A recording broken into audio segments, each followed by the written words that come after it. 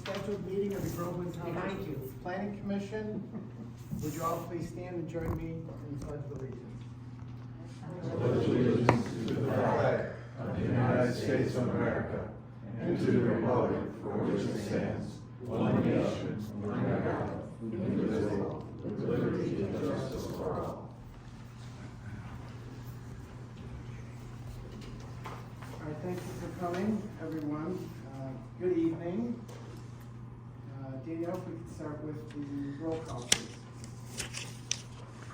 Jeff Pensy. Here. Neil Lotland. Here. David Newbill. Here. Lynn Shank. Yes, ma'am. Jim Christopher is excused. Jenny McKay. Here. Angela Willis. Here. Okay, thank you. Mm-hmm. All right. First would be the approval of tonight's agenda. If anyone, or if everyone has got a chance to review that at this time, I would entertain a motion to approve. So we can move forward. I would like to make a couple changes. Okay. One, I was absent at that meeting. Agenda. This is. Oh, I'm sorry. We got it. Hold that Hold that thought. As for tonight's agenda, It looks fabulous. we have a motion from Lynn. I will second. All those in favor? Aye. Any opposed? No. Okay, motion carried. Moving along then to Ms. McKay, the approval of tonight's minutes. I would like to make a couple changes. Okay. I was absent at that meeting. Okay. Under approval of minutes, could you spell Neil's last name correct? No. And under old business, can you spell Willis correct? And my name correct? Oh, I'm sorry, I missed that one, Lynn.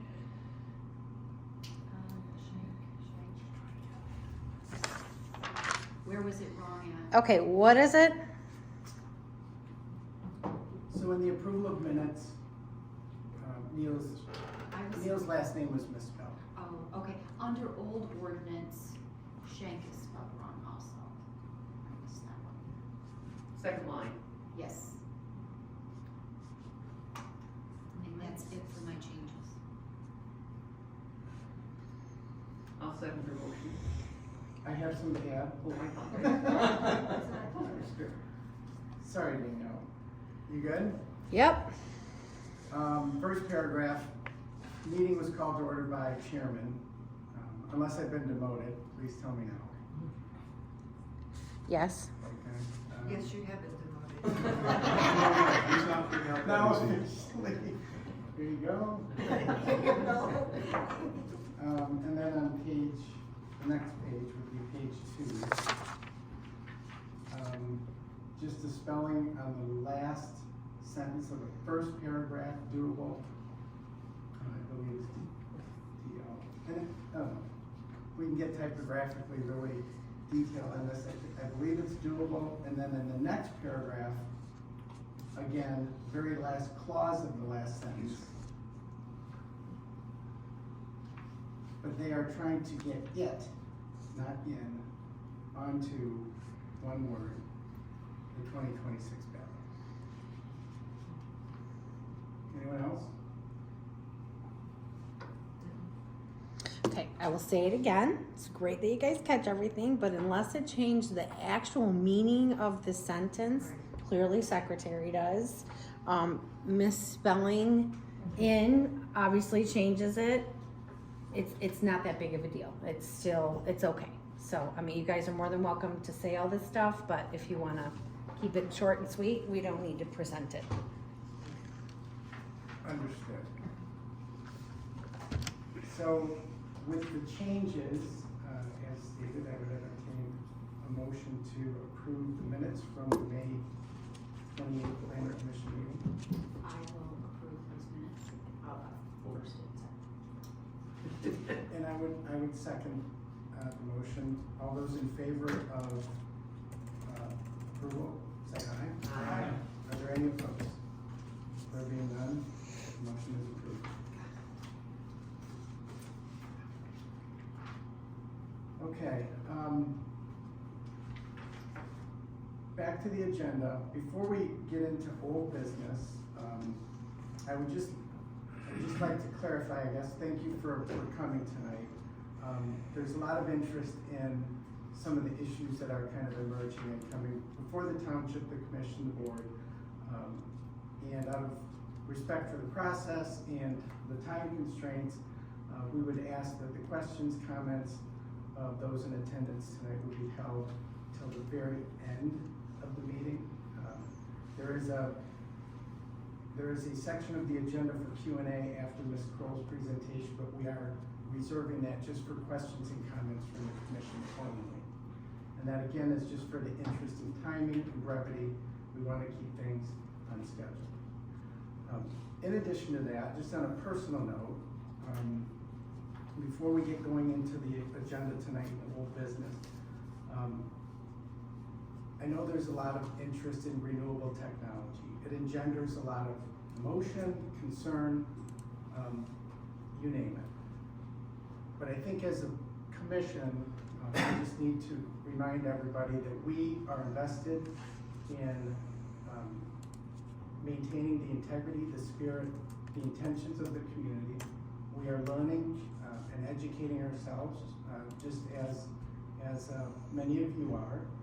We don't know all the answers. We're trying to learn and make insightful decisions for the benefit of everybody. There's been some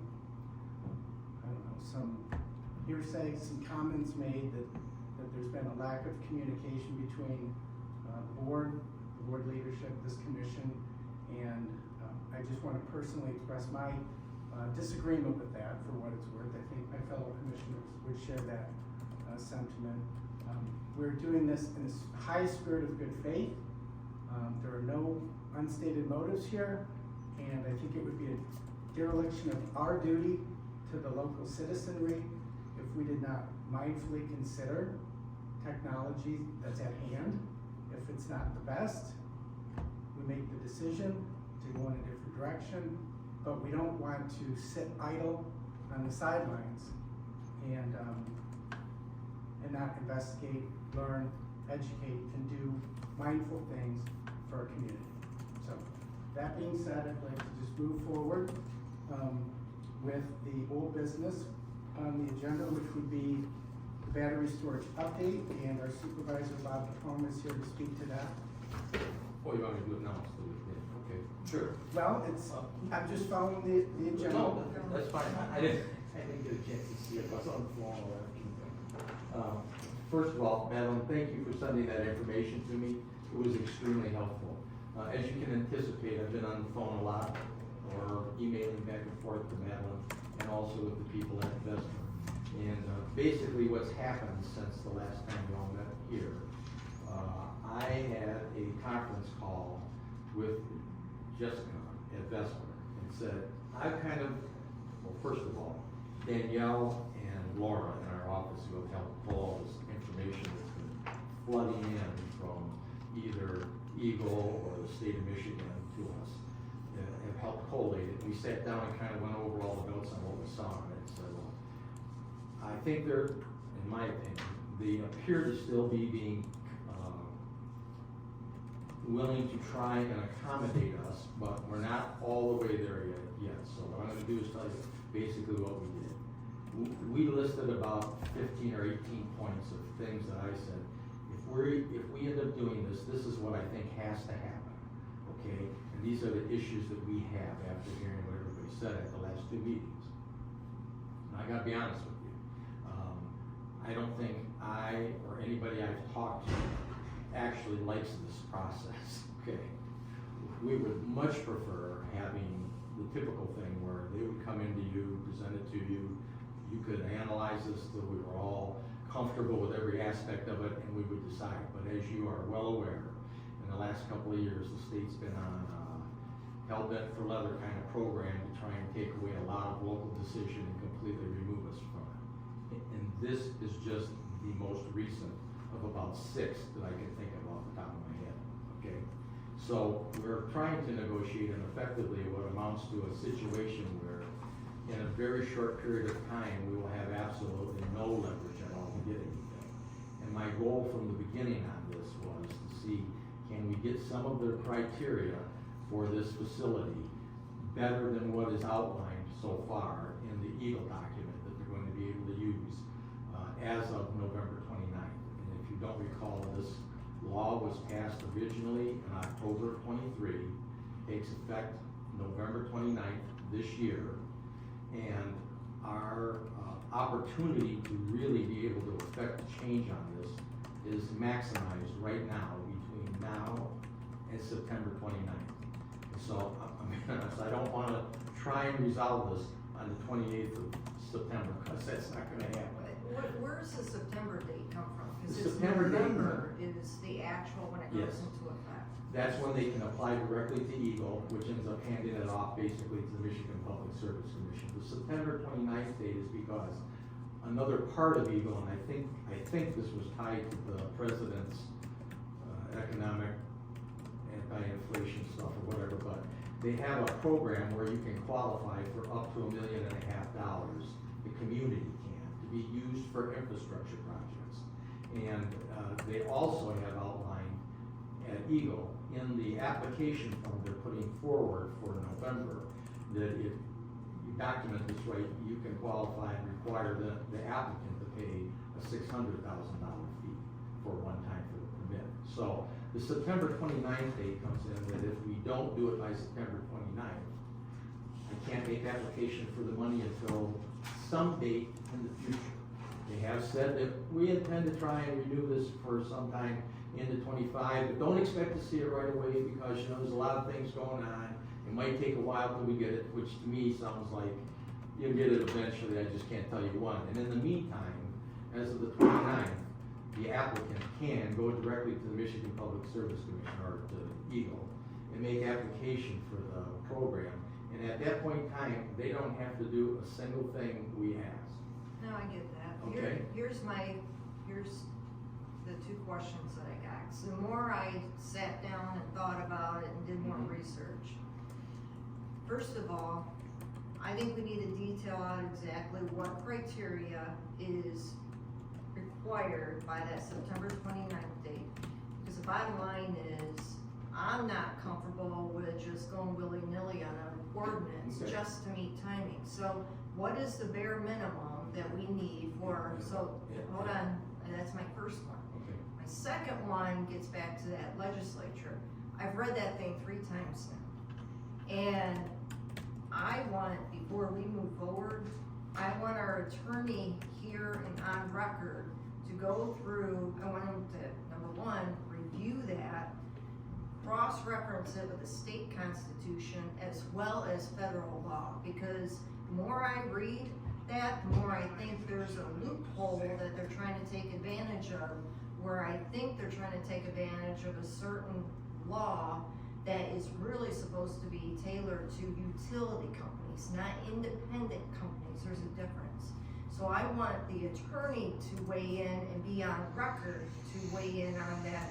So then that way the public understands where we stand from a legal aspect, and if we got even a chance to even push back on this. Because the more I read this, the more I think that either on a state level or even a federal level, something's not kosher. I think on the first issue, the thing that they need by September 29th is the site plan approval for a specific project, okay? Okay. And so that would be, you have approval for this project, for example, like we do on a lot of things, subject to getting your air quality permit, your water quality permit, your soil erosion permit, and any of those other things they have to do, Okay. A lot of times, the information on what's in the batteries and that comes later, when they have to provide some kind of, I think they call it MSDS Yeah. information, which our fire department uses for the hazmat determination. So That's what they basically, need by the 29th. It's a site plan, but can we also have contingency on there that as they, that's the thing, is they don't have the design or the footprint for that matter fully vetted yet, and rightfully so, they weren't gonna break ground until 2029. But can we have a caveat in there that we're gonna have them in and walk side by side with them all the way through this to make sure that we're fully vetting Well, this? most of that is, because I'll tell you what the discussions with Vesper have been. I said, first of all, let me say this, do you actually own the property? Well, no, we have an option for a lease. It's a buy. lease. A lease and an option. to buy. Right. I said, okay, well, the first thing I have to do, and we would do this with anybody making a site application, is you have to go to, I can't remember his last name, Michael, whoever it is that owns the property, and get a letter from him that says he authorizes us to discuss this with you and pursue this option because he is in complete agreement with it. If you can't give me that, I can't even talk to you anymore because we wouldn't do that on any other site plan. Right. Which they said, okay, we'll get that. And I said, okay, I need that first. I said, the other things we went through are a whole litany of some of the requirements, because if you read the various drafts of the ordinance that the people at Eagle are going to put forward, it's pretty clear the direction they're going on. They're not going to be telling people they need 50 or 60 acres to do it on. This site, I would say, would probably be a slam dunk if there's one anywhere in the country that could be approved, because it's so large and it's so remote, and the adjacent borders on it, for the most part, have nothing except the very southern border of the property. And I went out with Chief Mason and we stopped on Tucker Road and looked down that long side where the ITC corridor is. And you can look and it's a huge piece of property, all the way till you see I-75. You can't hear I-75, but you can see trucks and stuff going by. So, and that's with a clear span all the way down there. Going through the woods, I'm sure it would be different. The other discussions we've had with them are, I said, our chief would like a fire hydrant there. And I said, this is actually a good thing for you as well as for us. One, we have an exceptionally low ISO rating, which is good for your insurance premiums, I said. And secondly, there was obviously concern by some people, what if there was a thermal area and it got beyond the clearing and it went to the woods and all that? Yeah. We would have to be able to put it out. And since there's no built-in hydrant system in the state, I mean, it's in the township, we have to shovel the water. So I asked Chief Lee, what's the average time to fill a truck and to dump it? And I was off a minute or two until he corrected it for me. I thought it was 5 minutes, but on average, it's about 7 minutes to fill a truck, and it's about 3 minutes to dump it into the tanks to use the pump for. So you can see if there was any kind of an activity where you had to hose down something around the perimeter of the 12 acres that's cleared, I think shoveling into a 62-acre site as that would be very difficult to do. Yeah. Running it through and keeping the tanks full. So we asked for a hydrant. That is one of the things they have not committed to yet. And so when I got back to her after her first letter, I said, I'm still looking for an answer on the hydrant. Okay. The other area that we had some disagreement on, or haven't come to a resolution on, is they have been accommodating in the first part when I said, I know the law only requires them to be 100 feet or 300 feet from the nearest adjacent non-participant building. But I said, I don't think that's enough. And I've had a lot of discussions with Madeline and I said, I wanted it to move farther. I said, you have 63 acres, you can easily move that farther away from the few houses that are on the southern end of it. And so they did. They gave me a second site plan drawing, which is the one I think everybody saw, where they kind of moved it over and up a little bit. And we got it now where the closest house is 650 feet from the site, and most of them are 1,250 feet. So I said, maybe that'll work. I would have liked to have it moved even closer to the freeway, frankly. And they said, well, there's a ridge or something on the property. Danielle and I looked at the topos on it. It doesn't look to me like it would be an issue, but I said, well, then give me some data. Tell me what the noise level is. I said, you've got sites already that run. I want you to go down there, stand 650 feet away from it with a good dB meter, and send me a video of what was actually transpiring so I could see it on a dB meter. My gut feeling is, at 650 feet, I would be surprised if you could hear it at all, because the distance from my house to my big barn on my 7 acres is about 600 feet. And 50 dBs, roughly like a couple of people talking.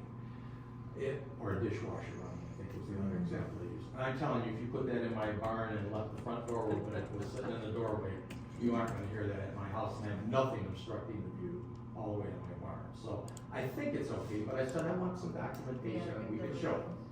And Would she they be open to the idea of changing the wording on that? It says, right now it says 300 feet to the nearest NP property, right? wall of the non-participating In the building. property. Would they be willing to make that to their property line? Well, If you were to have another business come in or something else Yeah. closer, they would have to adapt to that.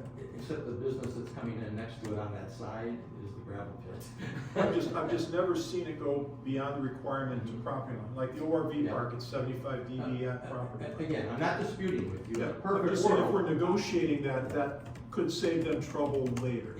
the problem is I can't get him the document yet.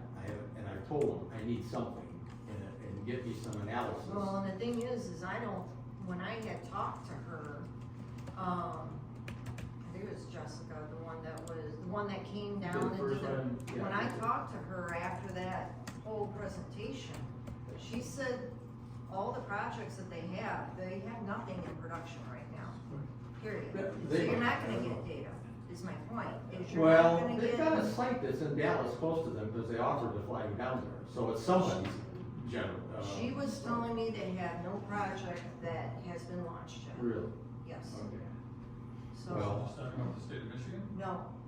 You- All, cause you- I even pointed out to her website and I said, it looks like you got all these projects going, do you got something that's in production where we can at least leverage and benchmark? And she's like, there's nothing in I've gone production through yet. Vespa's, well, I haven't found anything, and I've Yeah. gone through multiple, probably over 80 sites that are currently in the United States, and none of them Nothing. are Vespa. Nothing. Because I'm on the same page, I'm Yeah. trying to see, have you successfully run something of this size? What have been the issues? What's the property look like? And they don't even have anything that's even smaller than this, that's even up in production. Right. well, That's what- that's not true. Woodson, the two that they told you about at the utility plants in Michigan are both from them. Woodson's the same thing as Vesper. When you looked it up, you said Woodson, and they told you you had one up in Charlevoix. They're not active right now. They're not in production. Those are just, I they're don't know, they've been slated there for projects. years. No, those two projects have been there for years, the two that are Woodson. We'll have to double check, but I was I mean, very. they've been there for years. I was As far very as they can specific with her, and she said there's nothing that has been launched yet. Okay, And when it comes to but I batteries, can't believe you can't find a 50 megawatt facility somewhere in the state or in the country where you can go and take a dB meter next to it. And that's what I'm looking for. I wanted something to validate what the noise level I get was. it. And if they can't do that, the alternative to that, I think, because I honestly don't think, if it's 50, well, Madeline and I both agree that 55 dB is higher than we think it should be, but that is what the state law is going, okay? So you need to keep in mind, we're trying to negotiate against ourselves with our hands tied, okay?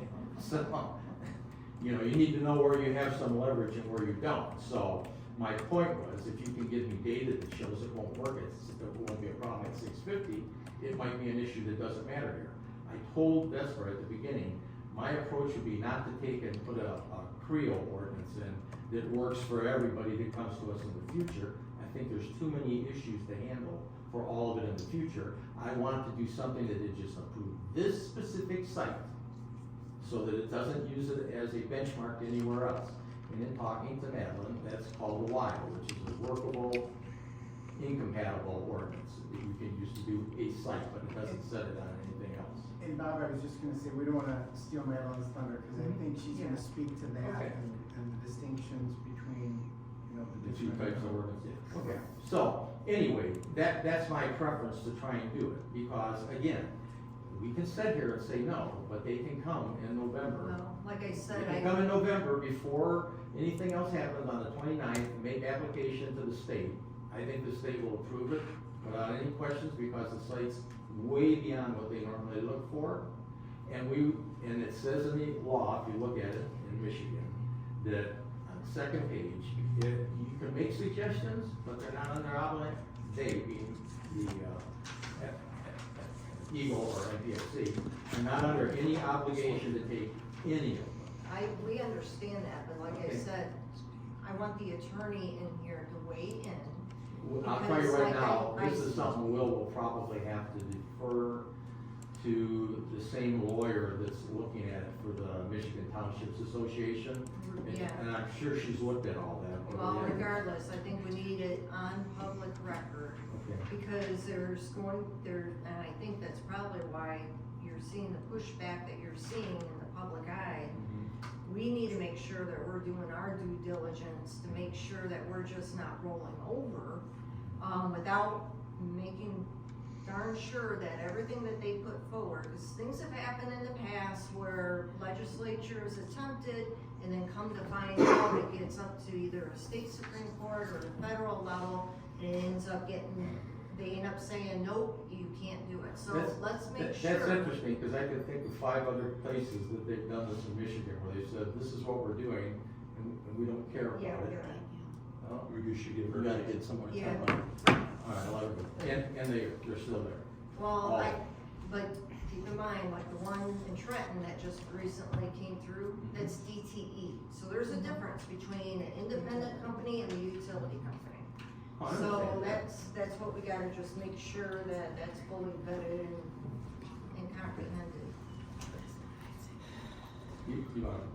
Well, no, I was just gonna ask Bob, does that kind of, is that, Well, that's the bulk of where we are with it right now. We're supposed to get me a letter, we're still trying to resolve the, decibel reading and how it gets done and what level it would be, and I still want the fire hydrant, and I haven't got that yet. So this is as of basically yesterday morning. so I'm assuming Jessica has a technical consultant that she's She got somebody that goes. integrating with at Vesper? Okay, cause part of our materials tonight was a June 20th email that she had sent to you that kind of fairly reflects where you're at with the give and take. Yeah, Like that's the what's one I'm going- referring to, that's where I put the list down the door, I still need these 3 things I haven't got from you. Okay. Okay, thank you. Well, if that's the end of the update, I guess the next item on the agenda would be Madeline's, presentation on battery storage. And just for the benefit of those here and maybe watching at home, this was a presentation that was given earlier, correct? June 12th? This was given for the benefit of people who were invited, Is this the same one that we did here? Mm-hmm. Yeah, okay. right? So, so this was held open to the Oh, yeah, it was public pretty full. previously. Tonight, I guess the intention to have it on I'm the gonna planning start commission the agenda is for us to Session, so we have an extra 40 kind of get under minutes. the hood, if you will, of That's the, gonna be the exact of same. the technology, the pros, the cons. And we've got, you know, an expert in our midst to help us, guide us through the landmines.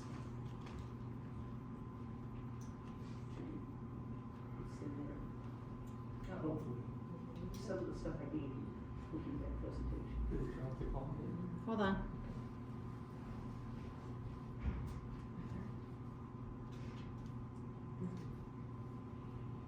You can't go. She's a closet tech. Chip, we got Renfest on the agenda tonight? Is that I an think item? I'm speaking during public statements. Okay. Oh, okay. Oh, okay. I looked at it and I was thinking of Fiji, I remember Fiji. Actually, I thought I'd just come by and say hi. I Thank miss you. you guys. I was just gonna say you miss us. I do. It's getting too deep in here. Well, Danielle, let's pull that back together, Bob. When you and I were doing the DT readings for the ORV park, when they wanted to bring those special vehicles, if you recall, 75 dB, we put the meter, hold it between us, standing face to face talking. That was basically 75 dB. With that distance, they should have no problem meeting I would agree. 55 dB at the property line. Again, if we can negotiate that and have them lock it down at the property line, the fear is you go to the nearest Can you hear building me? and now you're reading nothing. And 5 years from now, somebody puts another building in, and if they don't meet it, they've gotta do something. And at the property line, they lock it down, you check that box, it's done. You know, you can verify, but I think every 3D is doubling in power. 55 is a soft conversation. This is probably 55. Yeah. And I would agree, I don't think it's gonna be a problem at 650. Because we have open exhaust Hemmings running at the ORV park, and we And they weren't couldn't, even close. we to couldn't it. Okay, get- let's go through Madeline, sorry, because we only got 40 minutes. Okay. She's not up on Oh. the. You here? Hold on. You there, Madeline? No. She's just teasing. She's on the computer. She's on my computer. There she is. Okay, now let me connect you to the TV with audio.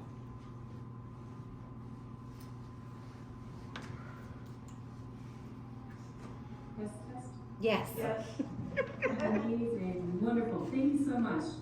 Let me also share my screen.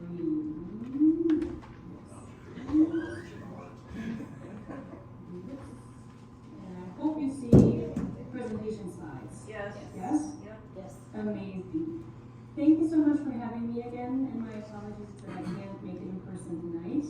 This is a presentation that, like it was mentioned before, I think Bob had mentioned it before, that this was, this is the exact same slide deck I presented 2 weeks ago. I know that some folks in the audience have been there last time, but there are also new ones, so I'm going to go through it like medium quick, but I'm happy to come back to any particular issue or slide in the Q&A later. If you have problems hearing me, please let me know so I can adjust. All right, my name is Madeline Cole. I am a researcher at the University of Michigan. EAGLE pays some of my work, or some of my work is paid for by EAGLE, that allows me to provide technical assistance to Michigan's local governments. For the past 2 years, and I have been joining the team, my coworker Sarah Mills has been doing this for 5 years now, where we are working with predominantly rural governments in Michigan and help them understand kind of the good and the bad, the impacts of renewable energy. In most recent years, we've done a lot of work on solar energy, the large-scale solar, because that's kind of where the development pressure has been.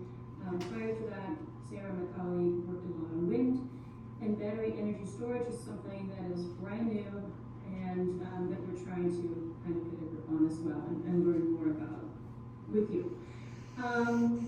So what I do usually, especially on solar, but increasingly on storage as well, is talk about what is it, what are the pros and the cons, because every energy infrastructure has pros and cons, and help township boards and planning commission members kind of think through how does that fit into our community, and how can we make sure that our community interest is represented in zoning.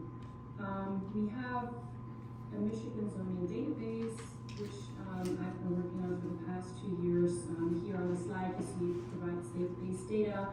We've tried to pull all of the zoning ordinances of Michigan's local governments, and we've tried to better understand how do both governments in Michigan zone for solar, for example. We hope to eventually do something similar to this for storage, but at the moment, and we will talk about this a lot, there isn't really storage in Michigan yet, and there surely isn't many ordinances on storage yet. I am happy to talk about what the new renewable energy siting legislation means for local zoning. We already alluded to this a little bit.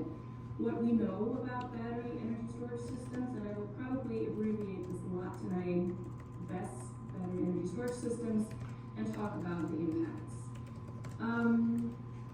It was mentioned before too, since November, we now have a whole package of new energy bills. There's a bunch of them. There is the two that are my bread and butter are PA 233, which grants siting authority to the Michigan Public Service Commission for large projects. In the case of BESS, for any project that's over 50 megawatts. The PA 234 amends the Michigan Zoning Enabling Act accordingly. Another law or another bill that was signed in November that I want to shout out here is PA 235, which ups the renewable energy targets that the state had set in the past, and newly introduced a clean energy target and an energy storage target specifically, which is the second yellow arrow. So by 2030, we're looking at a renewable energy target of 50% of Michigan's energy consumption being covered by renewable energy, and 60% by 2035. For reference, we're currently at 15%. So that's an ambitious goal.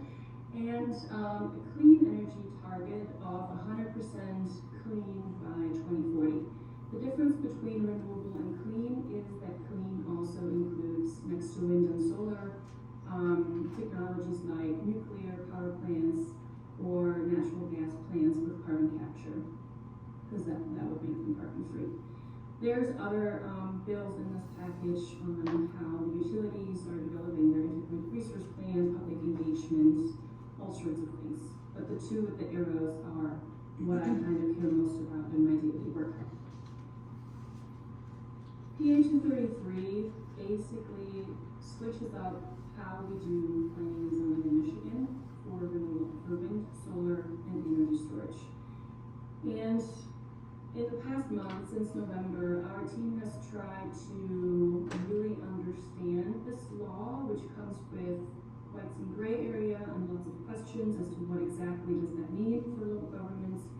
And we kind of see three options that local governments have. One, let projects go to the Michigan Public Service Commission and have the projects be permitted through the state. There are some unique regulations and that go with that Michigan Public Service Commission route. Number two, develop a compatible renewable energy ordinance, a CREO, which is a new concept in a way that was introduced or kind of created through the law, PA 233, or something, and I want to be clear that the third option is not included in the law, but we see it as an option, is a workable ordinance. It does not necessarily meet the criteria, which are very strict, of a CREO, but it might be something that the developer is still interested in working with, because the developer does not have to go through the state. They can choose to work with the local government, and my understanding is that this is kind of the third option, is what in the conversations I've had with Bob and 2 weeks ago is kind of what we're aiming for. So there are benefits and there are drawbacks with each of these three paths. There's having it be permitted by the state, and again, you can choose that if you wanted to, is that it is easy and cheap. You basically don't need to put an ordinance on the books, and you can push the controversy to the state. The CREO benefits are that it attracts development if that is something that a community wants, and ensures that the proposal stays local. Because if the local government has a CREO in place, the developer has to knock on the door for locals first and cannot just go to the state. The third option is a balance between voicing preferences without being obstructionist.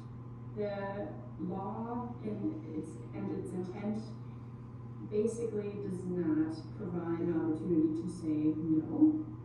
Exclusionary zoning also has not been legal in the NZBA so far for land use or lawfully required land uses. But the workable option basically is the best alternative, or the best option to voice local preferences. And there are, I will go into this in a little bit, no risks that the CREO is associated with. With that, actually, before I go to the drawbacks, the benefit, and Bob has mentioned that earlier, is the Renewables Ready Communities Award. That is a grant. It's $30 million that Whitmer signed up, that Governor Whitmer signed off to basically incentivize permitting at the local level. It's a one-time grant of $5,000 per megawatt. With the projects that 300 megawatt large would be $1.5 billion, one-time payment. And that is available through projects that are permitted at local level, either through a CREO or, as long as it's at the local level, a community would be eligible for this. Like mentioned before too, the application documents are rather brief, but it's a special land use permit or a site plan permit, and then like a little bit of a layout as to what you would intend to do with this money. And yes, the application deadline for this one, for that term is, September 29, or end of September. But Eagle is planning to have funding beyond this as well. But the first cutoff is end of September. I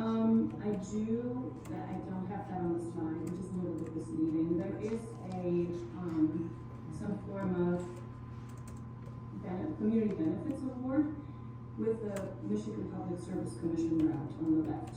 But it is, $2,000 per megawatt, so it's less, and it is paid for by the developer, whereas the Renewables Ready Communities Award is paid for by Eagle.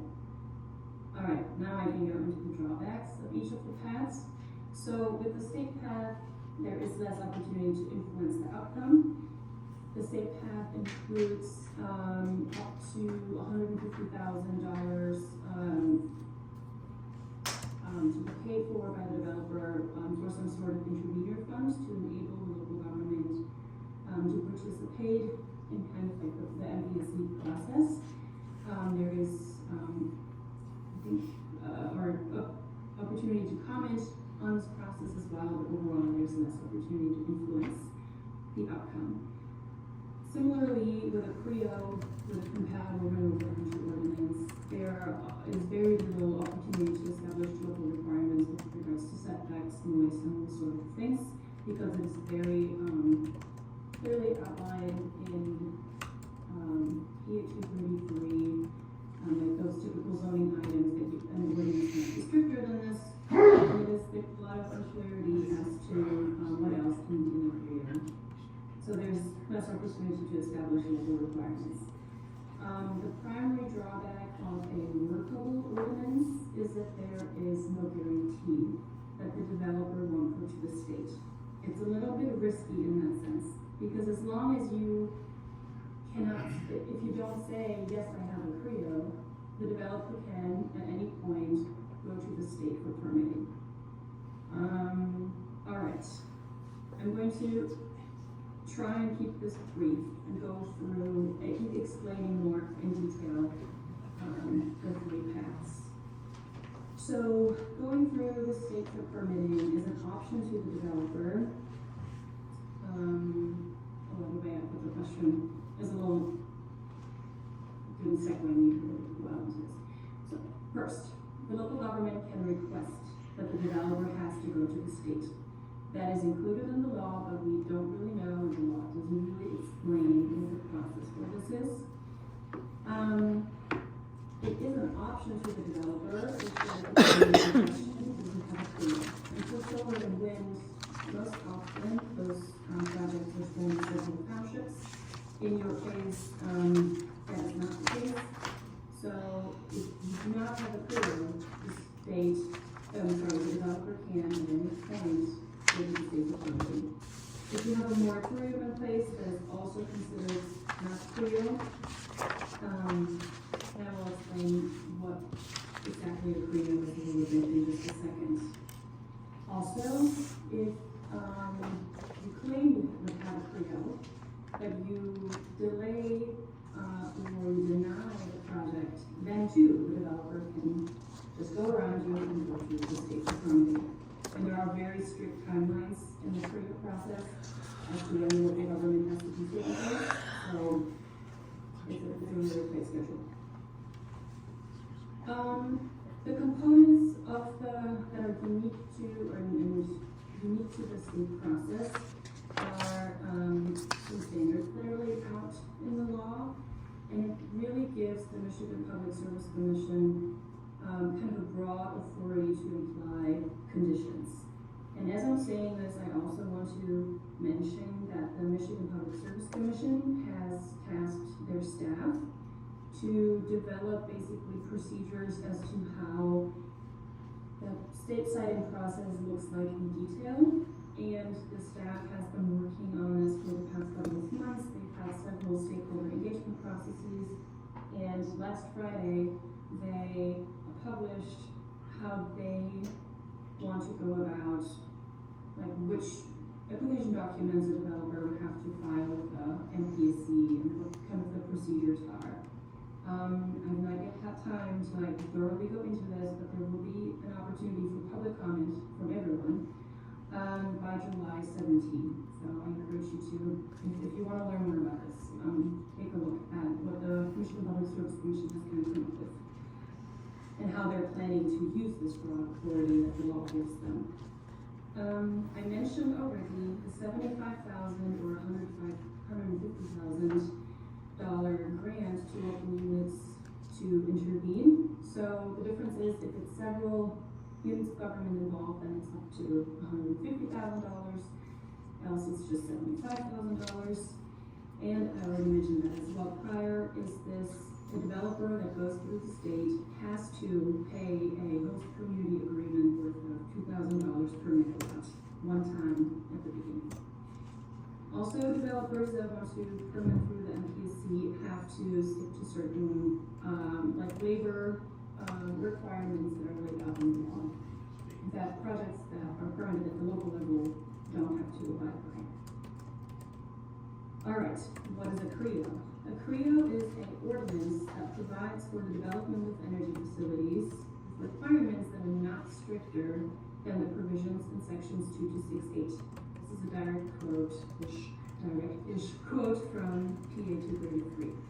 And what this section 2 to 6.8 includes for storage, it lists for wind, for solar, and for storage, setbacks, noise, lighting, and fire code requirements.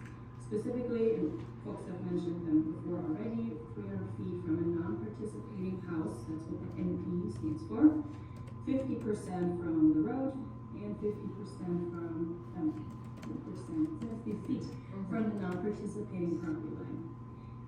The noise standard that is laid out through the CREO or the state process as well is 55 decibels, like on our average from the wall of a non-participating house or a community building is how the law puts it. So that's the noise standard that that the developer would have to meet in either scenario. Dark sky friendly lighting is applicable, I think, to solar as well. And then NFPA 855 is the main standard for the main fire standard applicable to energy storage installations. It's the National Fire Protection Association's Code 855. It's like the leading standard on the national level. We are not sure, and that's what we've been trying to figure out for the past months by talking to folks at NTA, several municipal attorneys that we've been in touch with, other planners, is, maybe that's a good time to say that I'm not an attorney, I'm a planner, is that, can anything else be in a CREO? And that is TBD, and that really depends on what the MPC will decide on eventually. It may be the regulations mimicking whatever standards the MPSC is requiring, maybe more.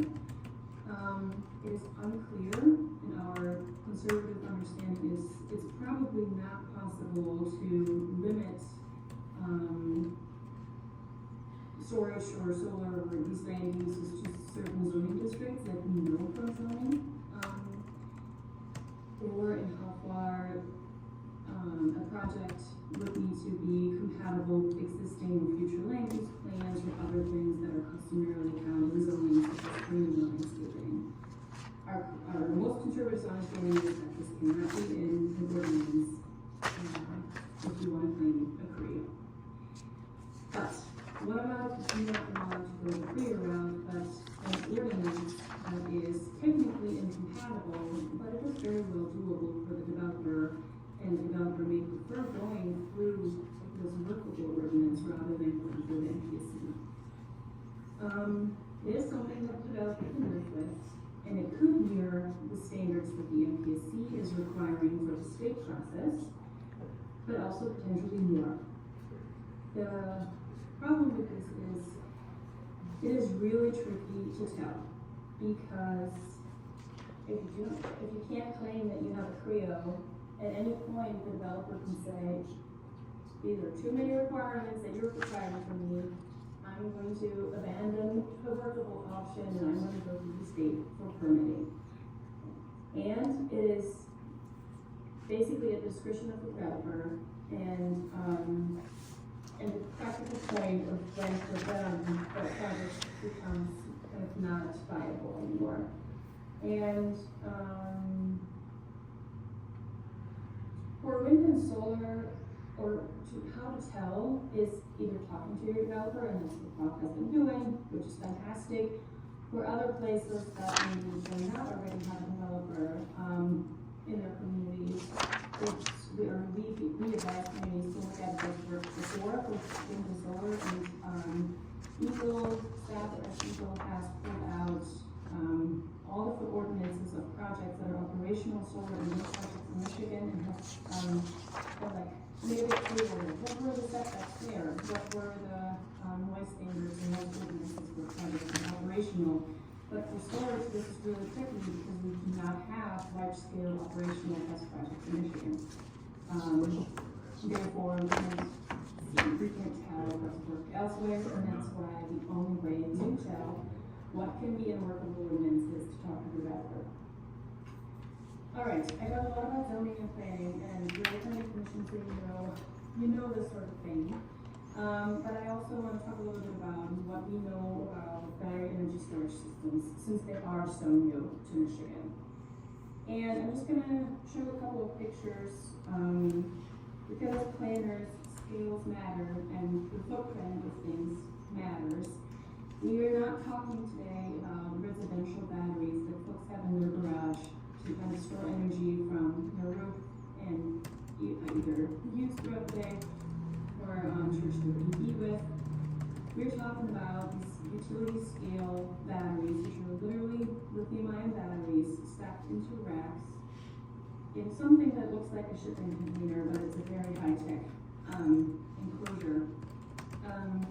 In the bottom right, I show you a picture. It's an 8 megawatt facility in California that is actually in a warehouse-looking building, a dedicated use building is what that sometimes is called, next to kind of substation infrastructure.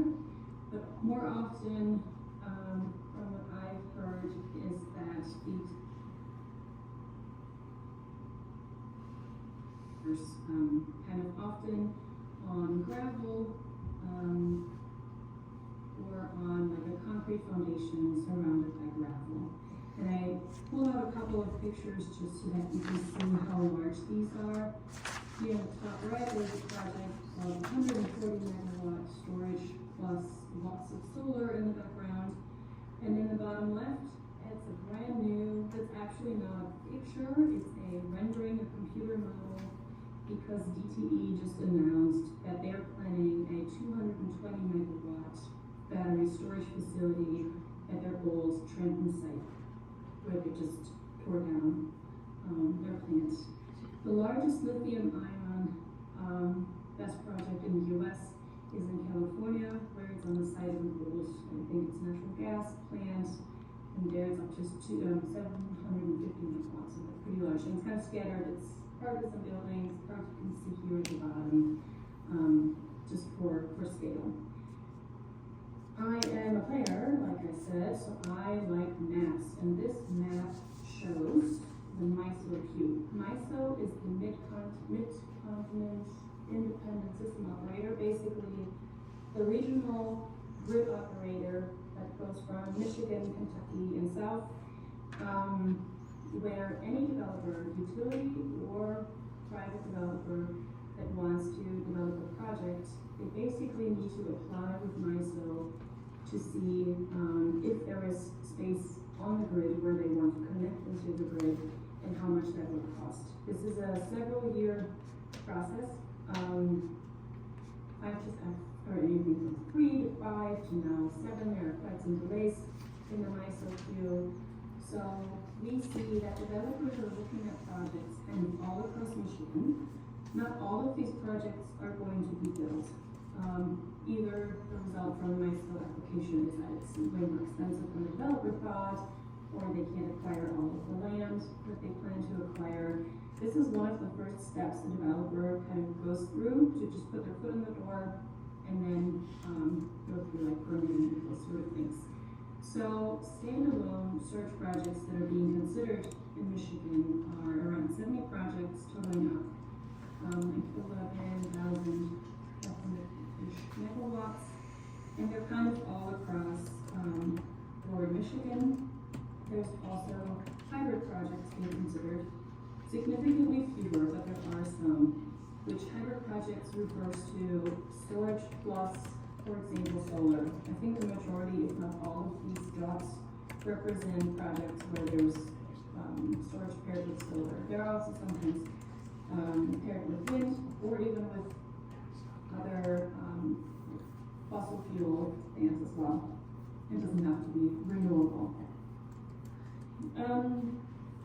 Where is best possible? And we see, I pulled this map from the NEAT tool, which is actually going to retire soon. We have like a new, better tool and update my link. Basically showing all of the transmission infrastructure and like the power lines that go from Michigan and the little squares, substations where there are points of interconnection into the grid. So grid access is the number one thing a developer is looking for if they were planning on developing a project. Something we typically say with solar and wind is that a developer looks for cleared, flat land, like large areas of land. But since the footprint of these battery storage projects is so much smaller than for wind or solar, there's really a lot of land viable. Because of the footprint being small, so something that a developer then also considers is the cost of land and the cost of taxes. Brownfield development through storage is possible, but it is limited in that it just requires kind of additional scrutiny as to what contamination is on the ground. So it's easier to develop in radial, but it is possible. At T-stage, how big are these systems? So, I showed you a couple of pictures already, but those projects that are in the MISO queue, they are on average between 25, or on average they're 150 megawatts large. There's projects anywhere between 25 and 500 megawatts, and I pulled out kind of how many acres these projects take up. And it's really, really small. Again, lots of my bread and butter is solar, so these are significantly smaller. So a 500 megawatt project may only take up to 50 acres, if not less. For hybrid, the numbers are largely driven by the size of the solar project, and solar typically takes around 5 to sometimes 10 acres per megawatt. So these numbers are kind of dominated by solar, and batteries are just a fraction of that. I want to talk a little bit about impacts of battery storage systems. And I have them all summarized here, and I will spend a moment on the slide just to kind of go through all of them. So battery storage really is a small land use, comparatively, with a large tax payment. But there's a caveat, because the challenge is that there is not really guidance from the state tax commission as to how these things should be taxed. There's a vague mention of this within solar taxation legislation, but it's vague. So it might apply to hybrid projects, but it certainly wouldn't apply to standalone BESS projects. So we have actually been in touch with the state tax commission before and asked them, like, these things are coming, how should they be treated tax-wise? And the current understanding is that they would be treated like utility personal property, but we're expecting that eventually that is something that next state policy will have to, or the tax commission will have to kind of look at and figure out and provide some clarity on. I mentioned it already, the one-time community payment, the Renewable Serving Communities Award, or if it's permitted locally, or if it's permitted through the state, the host There are landowner payments, for all of these sorts of projects.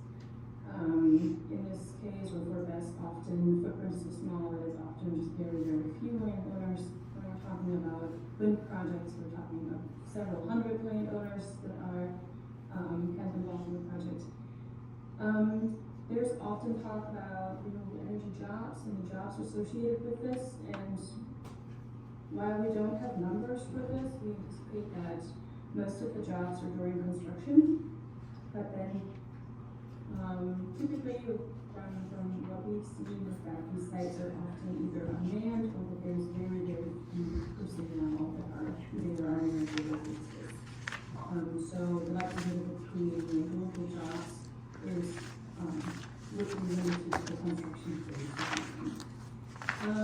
There are lots of benefits if you talk to the utilities about wiring, battery storage, or storage generally, is that they serve several functions to the proper functioning of the grid.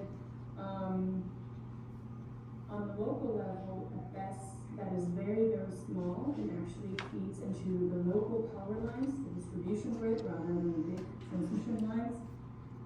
It might have or it could serve the local grid resilience, but at the projects of the scale that we're talking about, they provide overall resilience and not any more to Groveland Township than to any other township nearby. On the side of the local concerns, there are visual impacts. Again, they're showing pictures. It's looking like industrial use with gravel, with the enclosures, with electrical infrastructure surrounding it. And one concern that we have been trying to understand better, and you've already alluded to this at the beginning as well, is the matter of sound. And one of the Department of Energy's renewable energy labs, there's a researcher at the Pacific Northwest National Lab, they have come out with kind of an overview of the impacts of storage as well. And they have come up with numbers that at the enclosure, the noise impact of BESS would be between 60 and 80 decibels.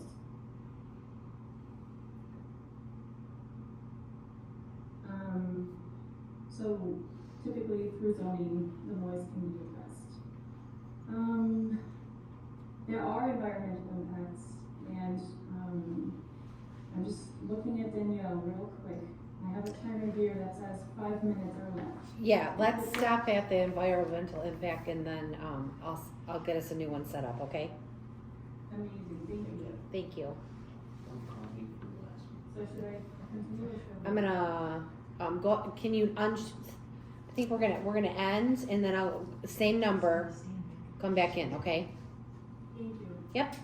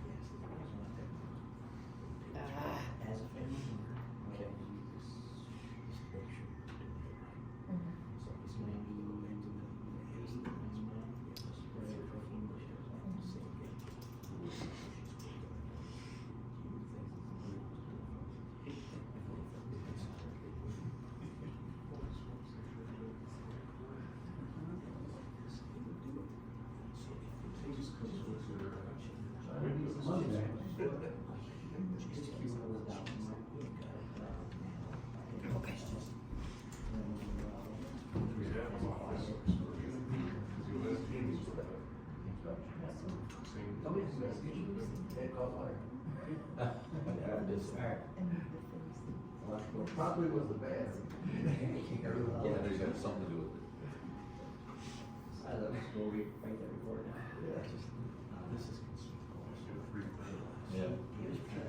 Format. I don't know if there's someone that's probably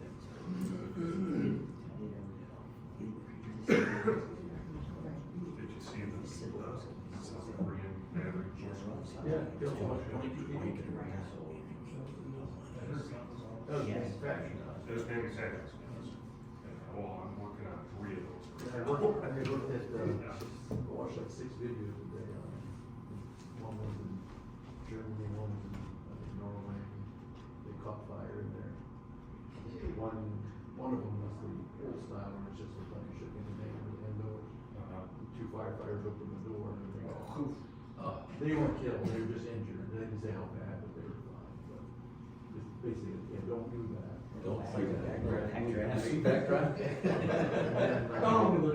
They said the better technology ones are the ones that go over the side, so multiple compartments. And they said, how are they starting? How are they starting? Just, they go to thermal.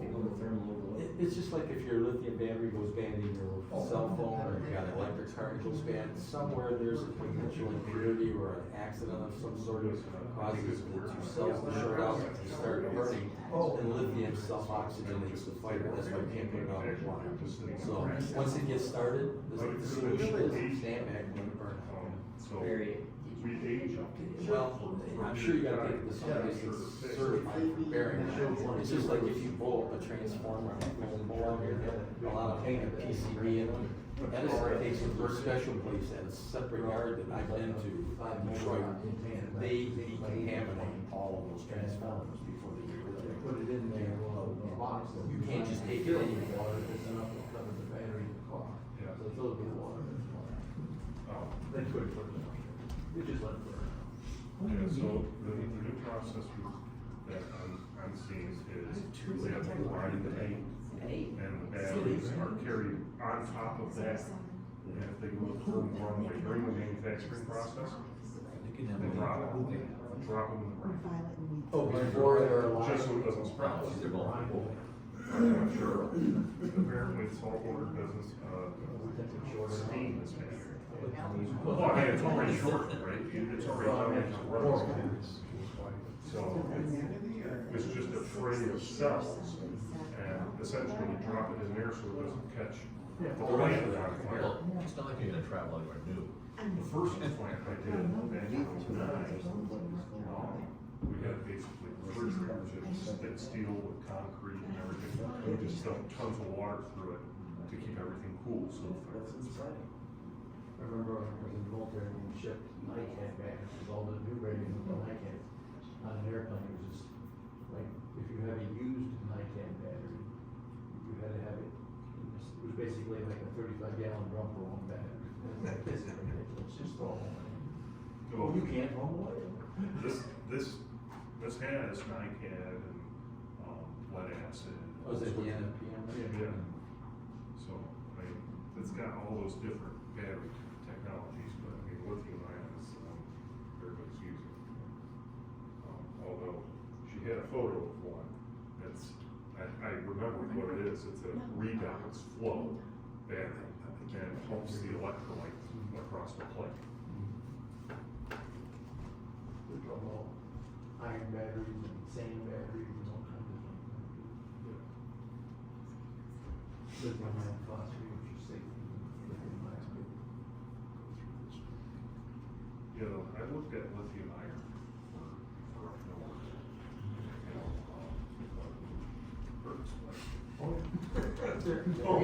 There ain't no cheap batteries. Lead acid batteries are cheap. No, I just had to put this on my truck. Yeah. But it only lasted 10 years.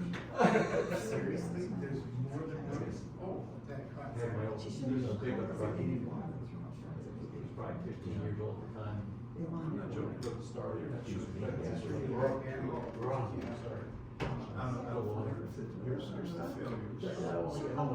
Shut off battery explode. Boom in the drive. You literally got the last breakdown. She's like, well, we should have a new battery now. I think I can put this back together.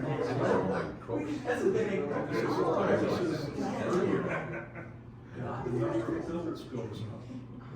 So the Yeah, I will give that one. But begs the question. While we're waiting, Mr. Chair, can I ask a couple of questions? Please. Please sign in. Does anybody here think going the first route, just turning it over to the state, taking whatever they do is the solution you would want? No, I think we gotta. Does anyone think that taking a Creo, Okay. which has to have the same standards as the Can you hear state, me? what we want? Why would we do a Creo if it Okay, has to be we're- within the I'm state sorry, requirement? we're back. Okay. We're back. I'm just, you just got to the same place I did. We have a fresh 40 minutes. No, we're on Madeline's now, so. Yes, so sorry, this was not planned. I cut you off and just rushed the environment, that's another route. Welcome back for going back. Okay. We stopped at local concerns, environmental impacts. Under normal operations, battery storage systems have no fumes that they're emitting, no gases that are being emitted, and in that sense don't have the locally no negative environmental impacts, but there are environmental impacts associated when the case happens that there is an emergency. And that is why I will now talk more a little bit about fire and explosion. This is kind of a slide on fire and explosion risk, because if you Google battery energy storage systems, that is one of the main things and one of the main concerns that come up with these systems. And BESS can, or they create a risk of fire and explosion, but there are safety mechanisms and mitigation measures in place. The codes have really caught up in the last couple of years. And the firefighting techniques have really been improving on this. The main issue, the main safety issue that can happen with these systems is this concept of thermal runaway, which can be caused by different things, either abuse of the cell or overcharging or manufacturing defects or improper design operation, which then can cause a self-perpetuating excessive heat buildup in the battery. It's just kind of getting worse. It can vent flammable and toxic gases or rupture, which can result in fire and explosion. These incidents happen. They have increasingly become safer, where people are less and less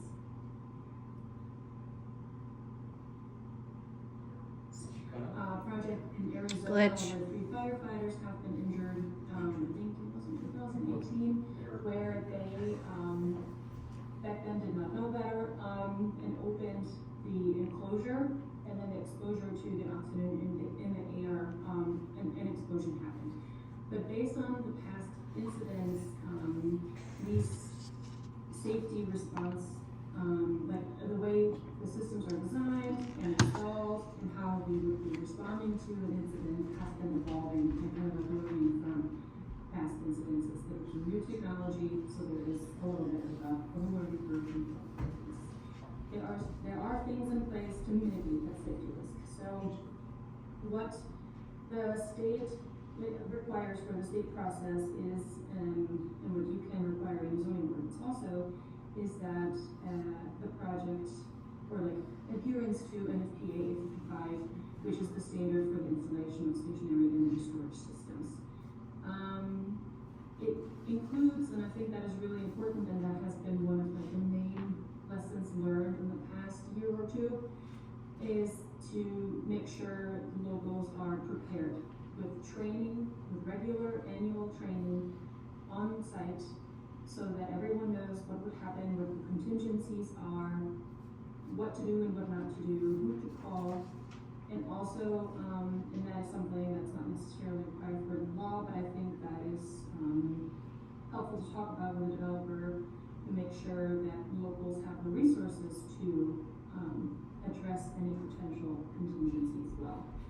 PA 233 also includes, so if it's included in PA 233, you can surely ask for this as well, emergency and fire response plans, basically planning and consulting with local first responders when developing these plans that would be part of the special land use permit, for example, to really make sure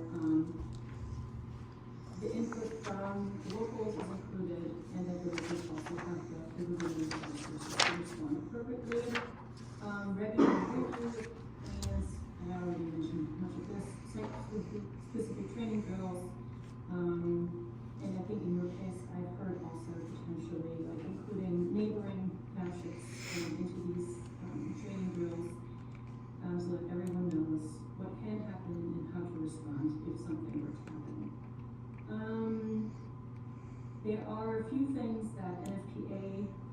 and I think just for being the permitting body, it's helpful to know kind of what to expect when developers submit an application, which is a commissioning plan, basically laying out that everything has been hooked up correctly, an emergency operations plan, and hazard mitigation analysis, you know, what has been done to reduce hazards as much as possible. Things that are not really covered in code are where are like districts geographically, where do these things sit? The setback, there are some setbacks in the code, but they are exclusively, and they're very minimal to like immediate fire and explosion risk. The noise impact is not addressed by NFPA 855 at all. And one other thing that we're currently trying to understand better is how far that is common in projects that are built elsewhere, is in how far stormwater, they call it firefighting, requires liquid. And the best practice at the moment actually is to let the battery itself burn and have, like, make sure that the fire doesn't spread to surrounding enclosures or structures.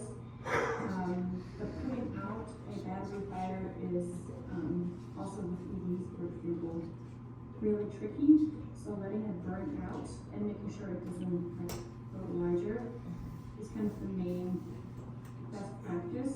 But if water were to be used, then making sure that, or I think it's worth a conversation, it's like how common it is, again, it's still something we're trying to understand better, to basically contain the liquid that has been used in firefighting to make sure like that can be separated.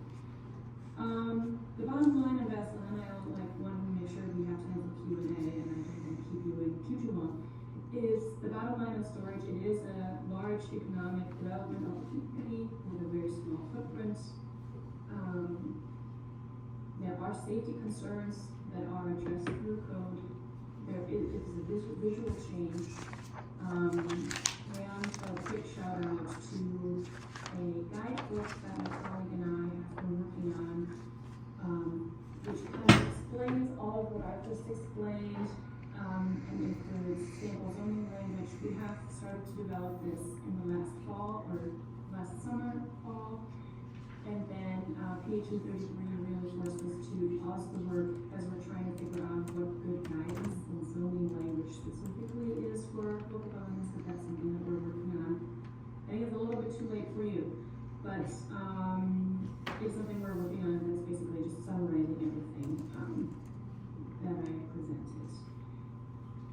Before I head over to Q&A, thank you so much for having me back and listening to me talk about batteries. Feel free to, in the future tonight, whenever reach out to us with questions. We're trying our best to find good information for you. My colleague Sarah Mills and I have in part of the work that we do, reviewing drafting ordinances for wind, solar, and storage. You can talk through the pros and cons of the alternatives, like I just said, or making this extension or other communities. We are doing this training similar to this, and have been offering bus tours to tour wind and solar sites and to kind of help locals better understand these systems.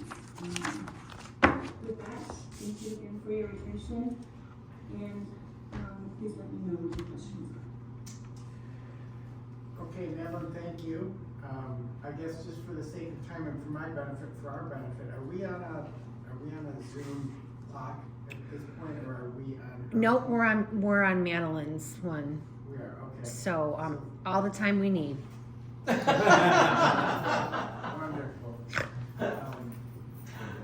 So I guess we'll just go into the Q&A, and again, without revising the agenda, because we only have, not to impose on her time unduly, and maybe there are questions after the commission has, done its thing. Because we do have other items on the agenda tonight that are quite significant, I might add. Would we want to entertain questions from the folks here, if they have any for her, before we move to the see, or? do we- That's up to you. It was public notice to the public for them already.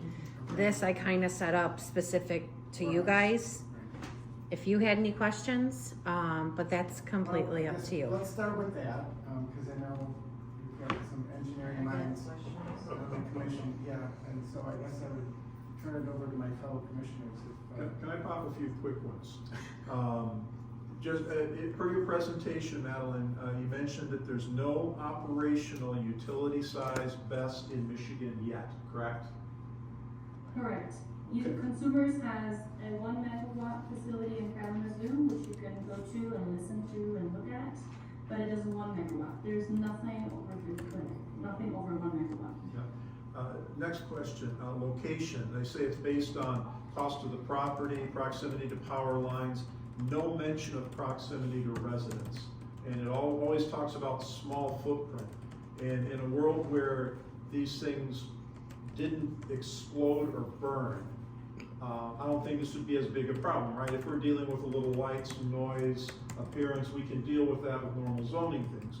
We start getting into things that, like Oda Mesa burning for 14 days, firefighters staying 600 feet away because of the hydrogen, shelter in place over a mile away. Suddenly the small footprint story of normal operation doesn't really apply as well as community safety. And I don't really see or hear that mentioned a lot. What are your thoughts on that?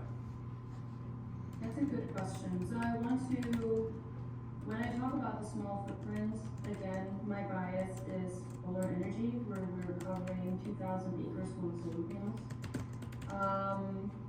As a normal site project in Michigan at the moment for solar, there are several best projects in Michigan in semi-urban areas and way closer to residential uses. And where Granted has a lot more experience with storage. They've had these projects for a bit, where they are used kind of like as a neighborhood microgrid system.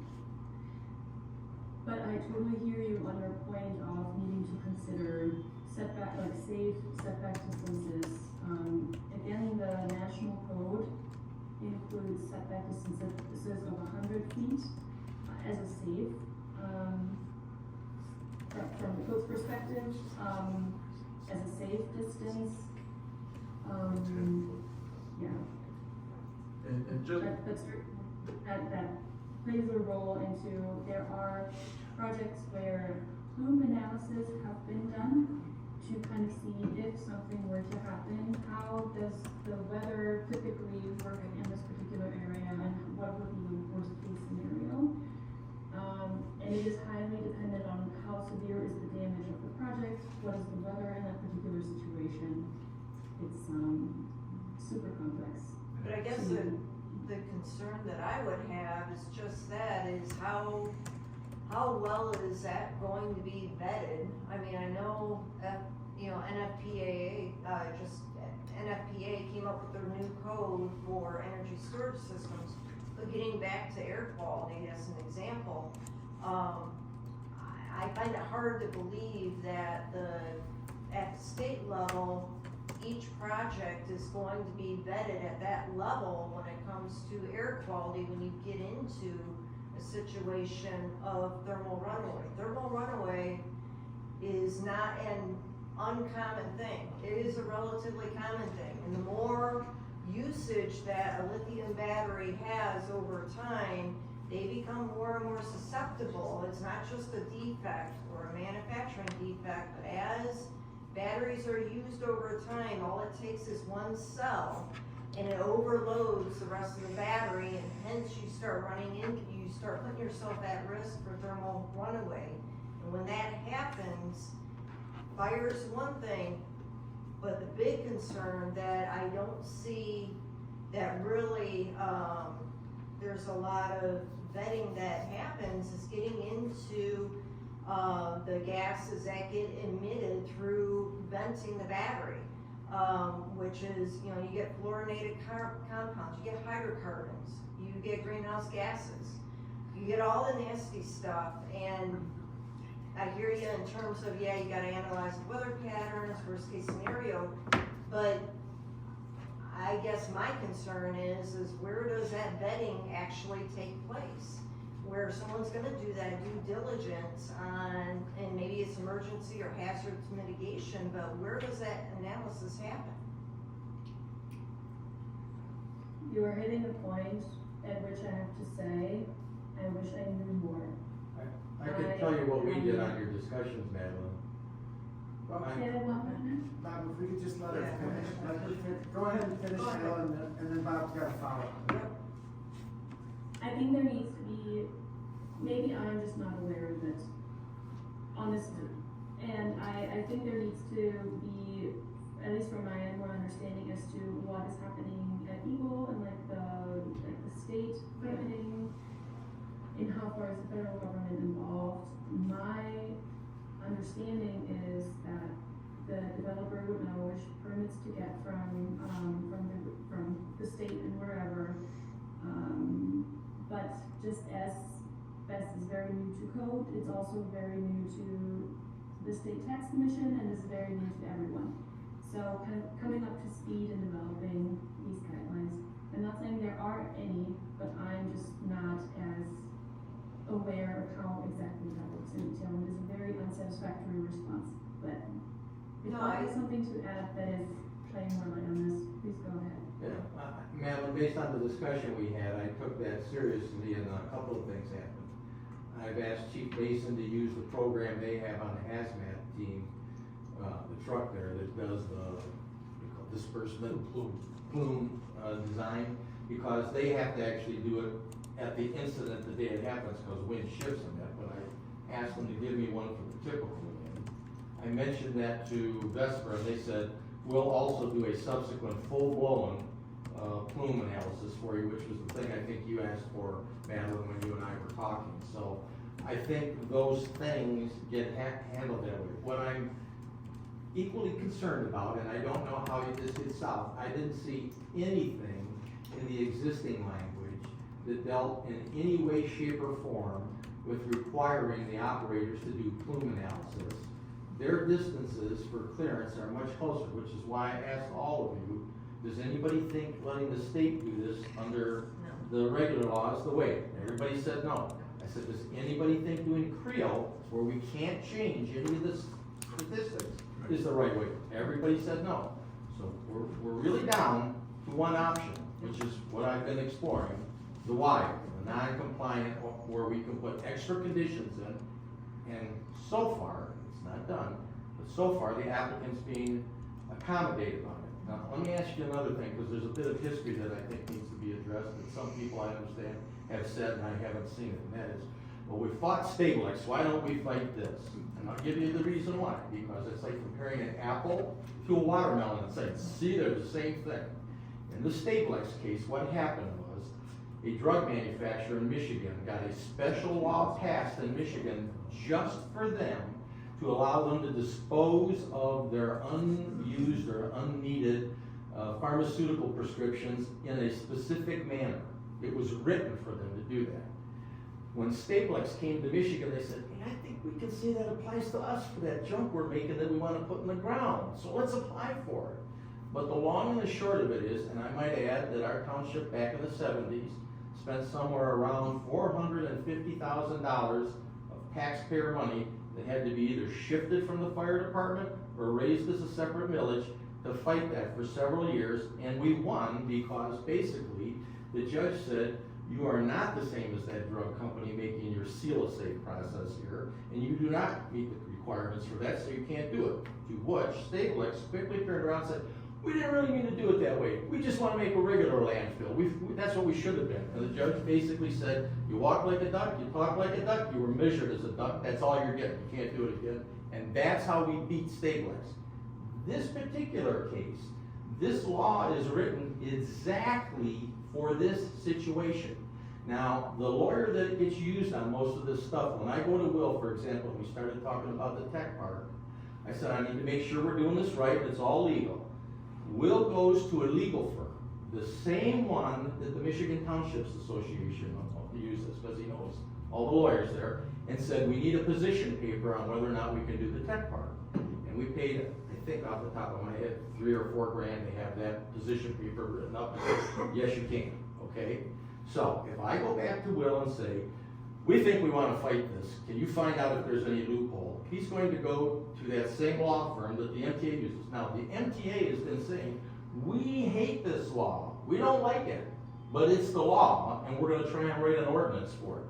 Does anybody on this board think that Little Groveland Township, the smallest township in Oakland County, is gonna say, but we're going to stand up and fight the state of Michigan, and I don't care what it costs? Because I'll tell you, when Stablix went through, Don went to the other townships and said, we wanna fight this, can you help us? And you know what they all said? We're behind you, brother, but we ain't giving you no money because we're just glad it's not in our township, and that's exactly what will happen here. So a battle like this would probably take 2 or 3 years, and if it was $450,000 in the '70s, I'll bet it's $1.5 million now. I can go to Will and we can spend a few $1,000s and get a position paper back, but I don't think anybody really believes we're going to lead the charge for the whole state of Michigan when the Michigan Townships Association won't do it, because they know they can't beat it.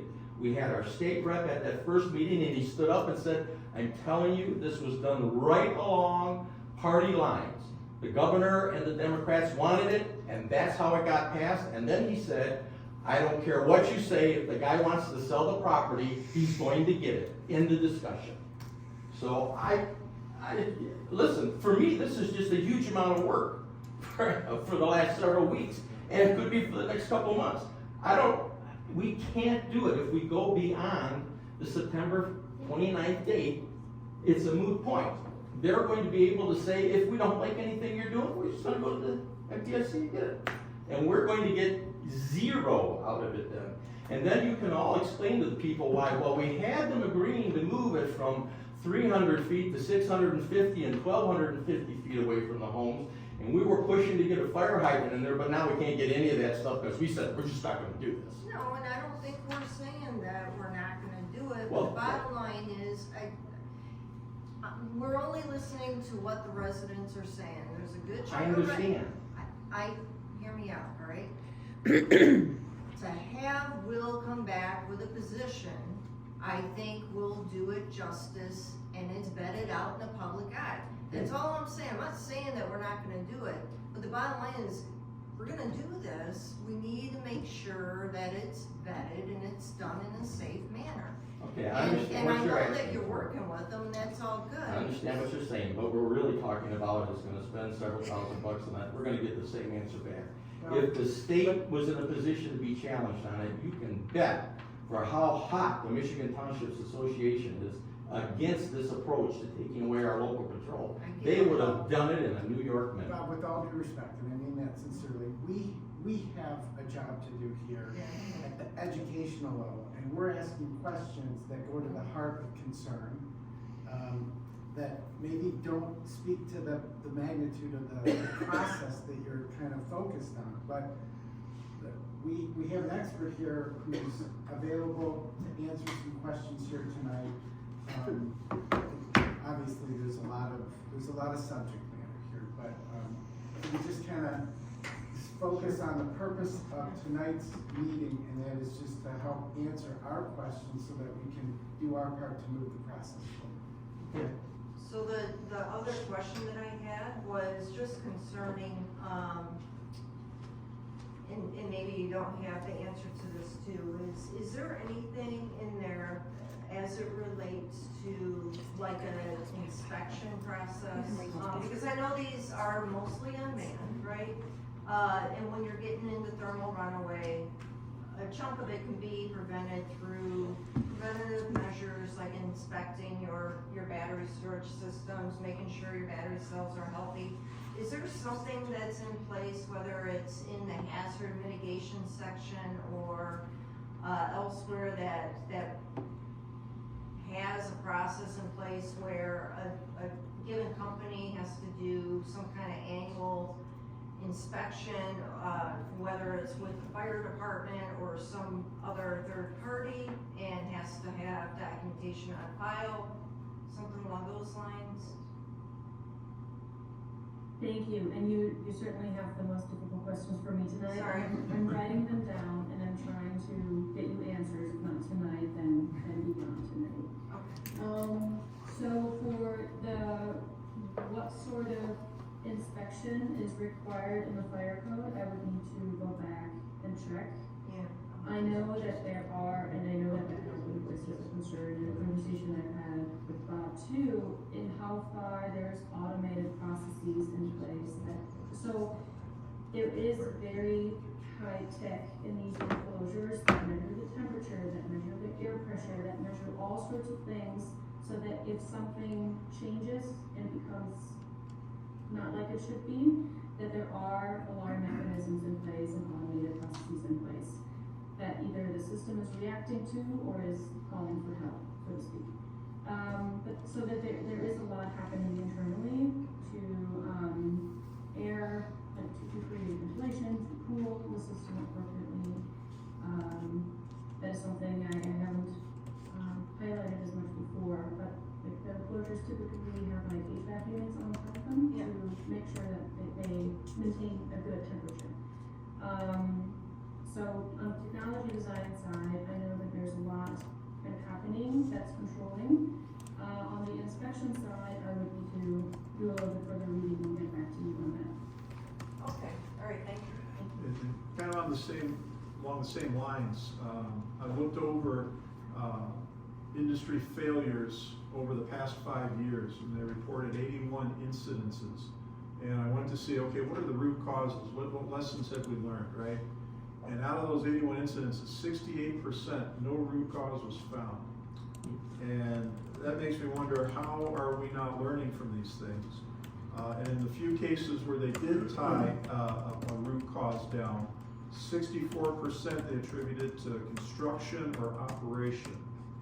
And that makes me worry that how are we putting so many of these units in production, not understanding what causes them to fail. And again, the failure is not loss of power. The failure is a fire and a health risk.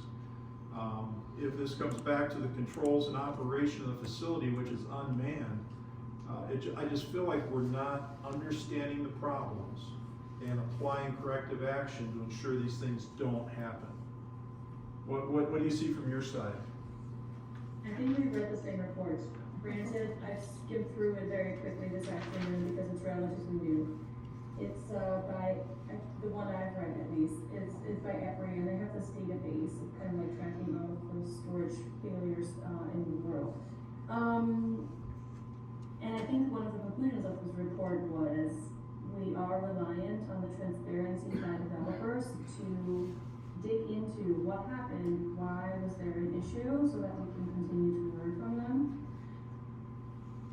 The same database also shows that, I think it starts in 2018, looking at kind of like how many megawatts or gigawatts of storage are we deploying and how many incidents are there, and there is a significant drop indicating that technology developers have learned from past incidents. And any system that's being built today is much safer than a system that has been put in place 2 years ago. And by the time, in the next couple of years, there will continue to be steep advancements in the technology. It is a technology in its very early stages. Well, it sounds like we're on the same page there. It looks like systems between coming on operation in the first year, are they more likely to have this type of issue than 2 years and beyond? And again, it just seems to come down to how are we not identifying what's gone wrong in each of these cases so we can tell the next person, here's the best practices, here's what you don't do. I actually went in and clicked on multiples of these issues and read the descriptions and was just stunned to see they're either blank or just operating equipment failed. What does that mean? Smoke detector was faulty, a pump leaked. It sounded like sloppy, avoidable problems, but multiples of them in a very risky system. So that, again, going back to that, what could go wrong, right? If we put this close to residential, this doesn't give me a warm feeling that we understand how to prevent these problems from happening. and again, it seems like, yes, if we get through that first year from commission to, you know, okay, now we got the bugs worked out, they seem to run smoother. But we gotta have a plan to get through that first year without, you know, Ota Mesa and 14 days of fires burning, and you know, shelter in place in a mile radius. That's unacceptable. So anyway, I know you've read the same report, so just Neil, a comment. I agree with you completely. I think you understand now why everybody, including me and the MPA, is so frustrated with how this got jammed down our throat. I said, this is exactly what I don't think we should be doing. But I can give you 5 or 6 other cases where the state's decided, we don't care what you think of the townships, this is the law we're making, and your laws are null and void if they conflict with this. And not one of them I know of has ever been overturned. Let me make one more comment. Here's where I'm going with all that, right? Small footprint, I get that. If it's operating properly, they only need a small footprint. It hums, it maybe has a little light, we throw some landscaping around it, we save the environment. That's a good thing. They don't want to have to invest in lots and lots and lots of acreage in case there's a thermal runaway. Right, yeah. They want to place it close to a power line. They It has want, to be. yeah, right, I totally get that.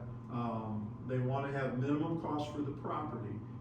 Did they select the best property in Groveland Township? That's just a question.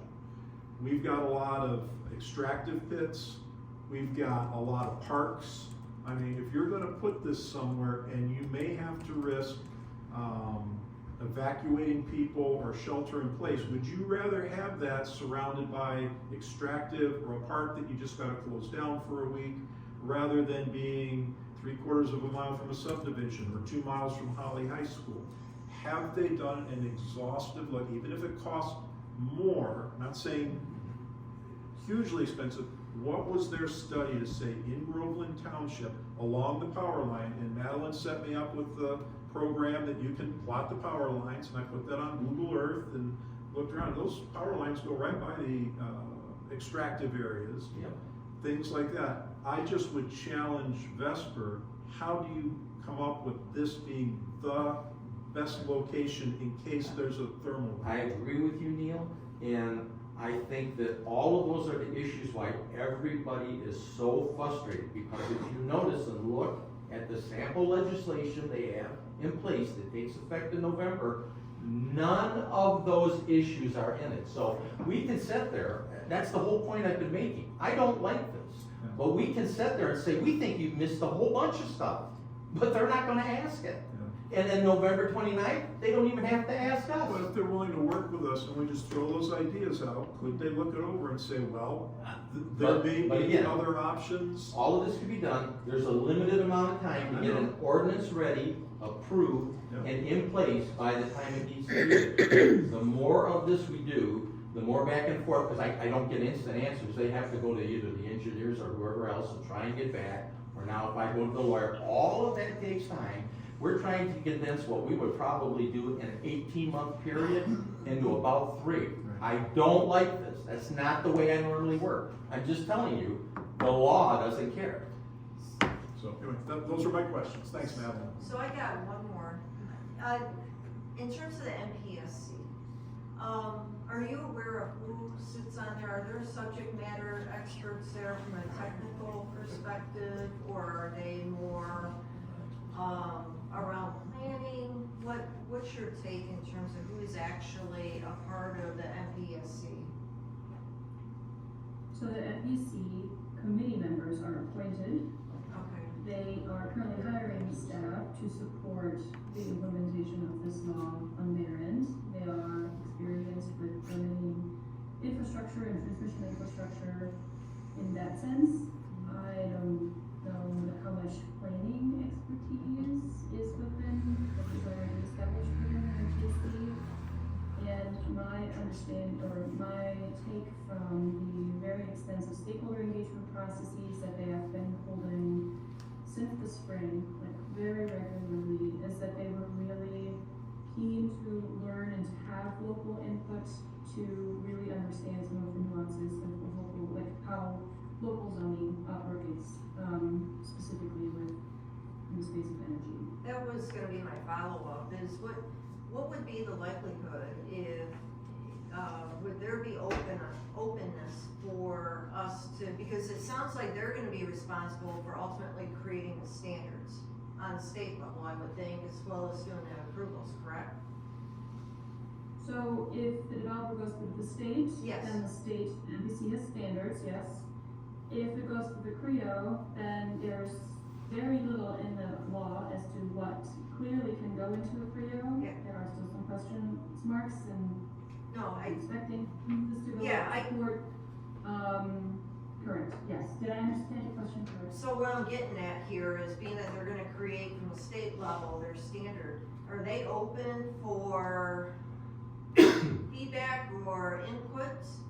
My Yes. point is it sounds like they're trying to hire folks, probably subject matter experts, as they're going through and putting this together, but I think it would be good, at least from our level, and I know we're small Groveland Township, to get a member from that committee over to talk to us, so we can at least bring forward some of the concerns based off of our background and knowledge, both from a technical standpoint as well as from a planning standpoint, and just see where their minds are at.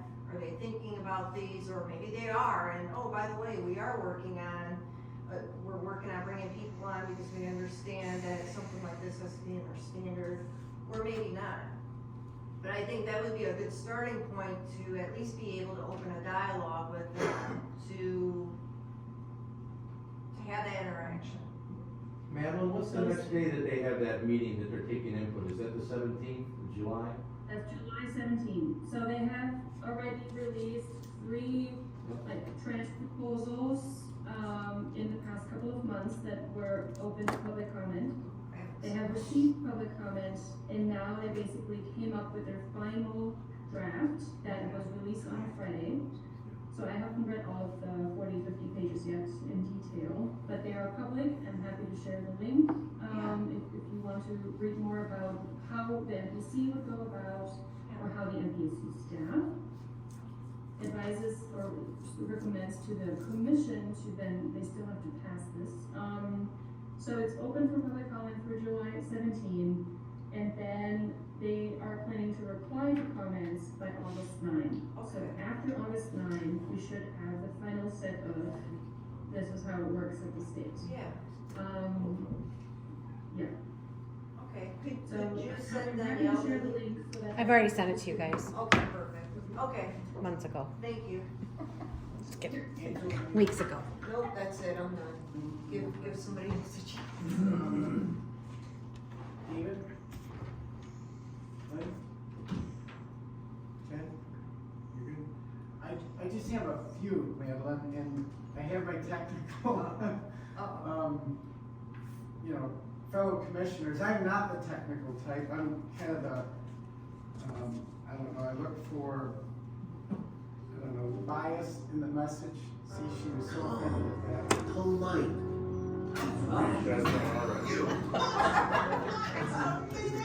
I should have been quicker.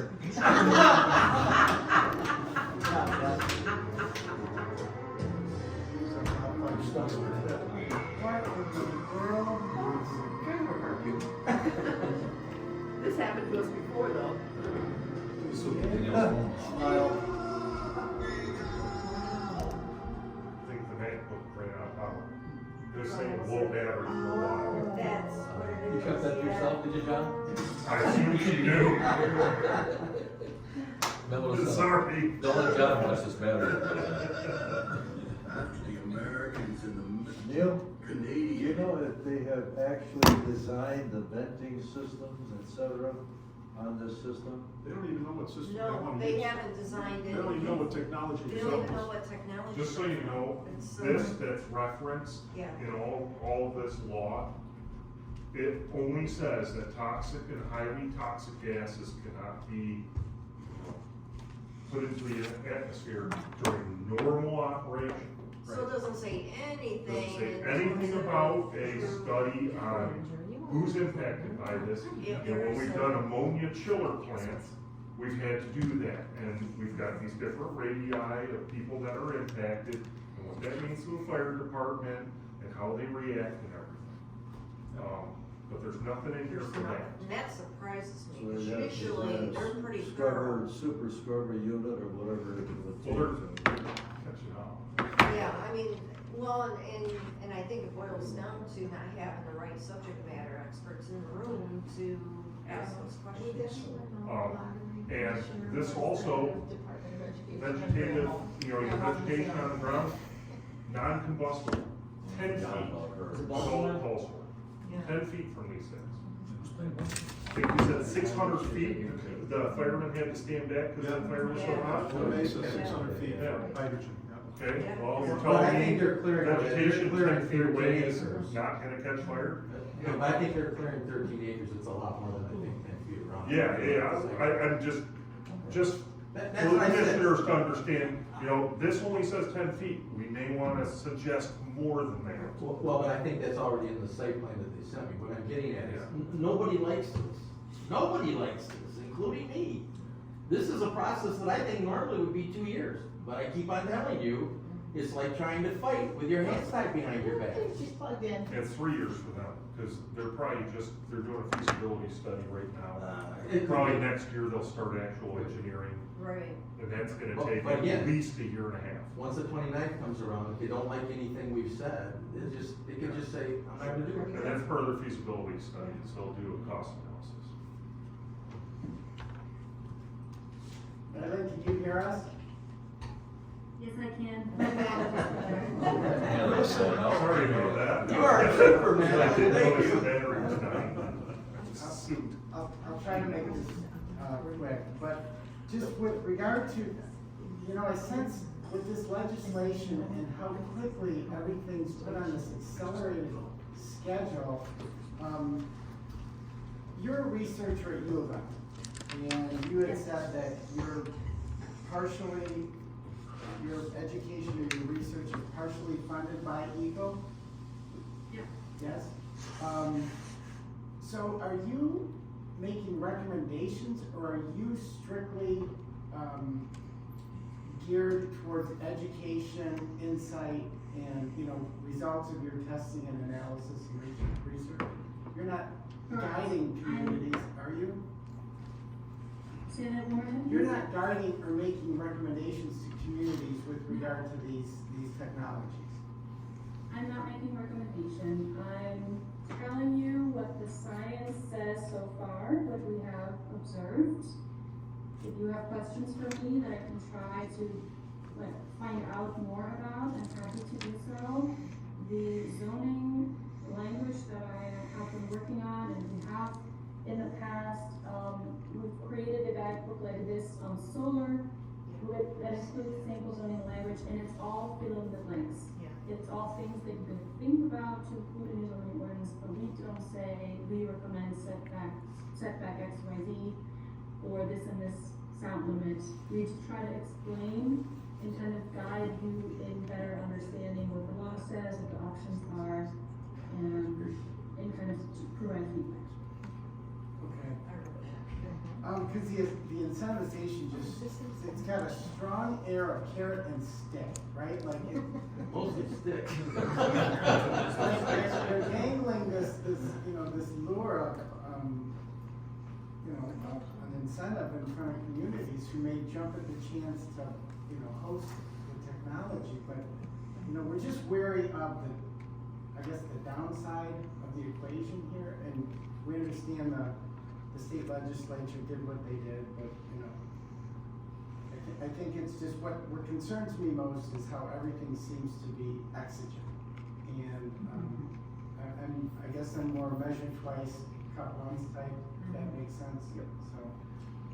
Well, and I came from the computer world, and beta testing was never my favorite thing. And based on everything we've heard, there's no real system in use right now. So this might be Michigan's beta testing site. And do I want it in my backyard? No, but we're trying to make the best of it's a really tricky it's a really tricky time to be a planner, to be a planning commission member, and like balancing the pressure from developer, the law, deadlines. I totally understand. Thank you. It's because we're not balancing, that's why. We're just getting told. So, any other questions or comments from the commission? Thank you, Madeline, you've been so helpful, I appreciate the stuff you've said. So, Danielle, this where I would ask if, would it be a deviation from the agenda to invite people if they have questions that they are interested in asking Madeline at this If you point? want. Can we do that? Sure. Does anyone who's here tonight have a question for Madeline, since she's available? No?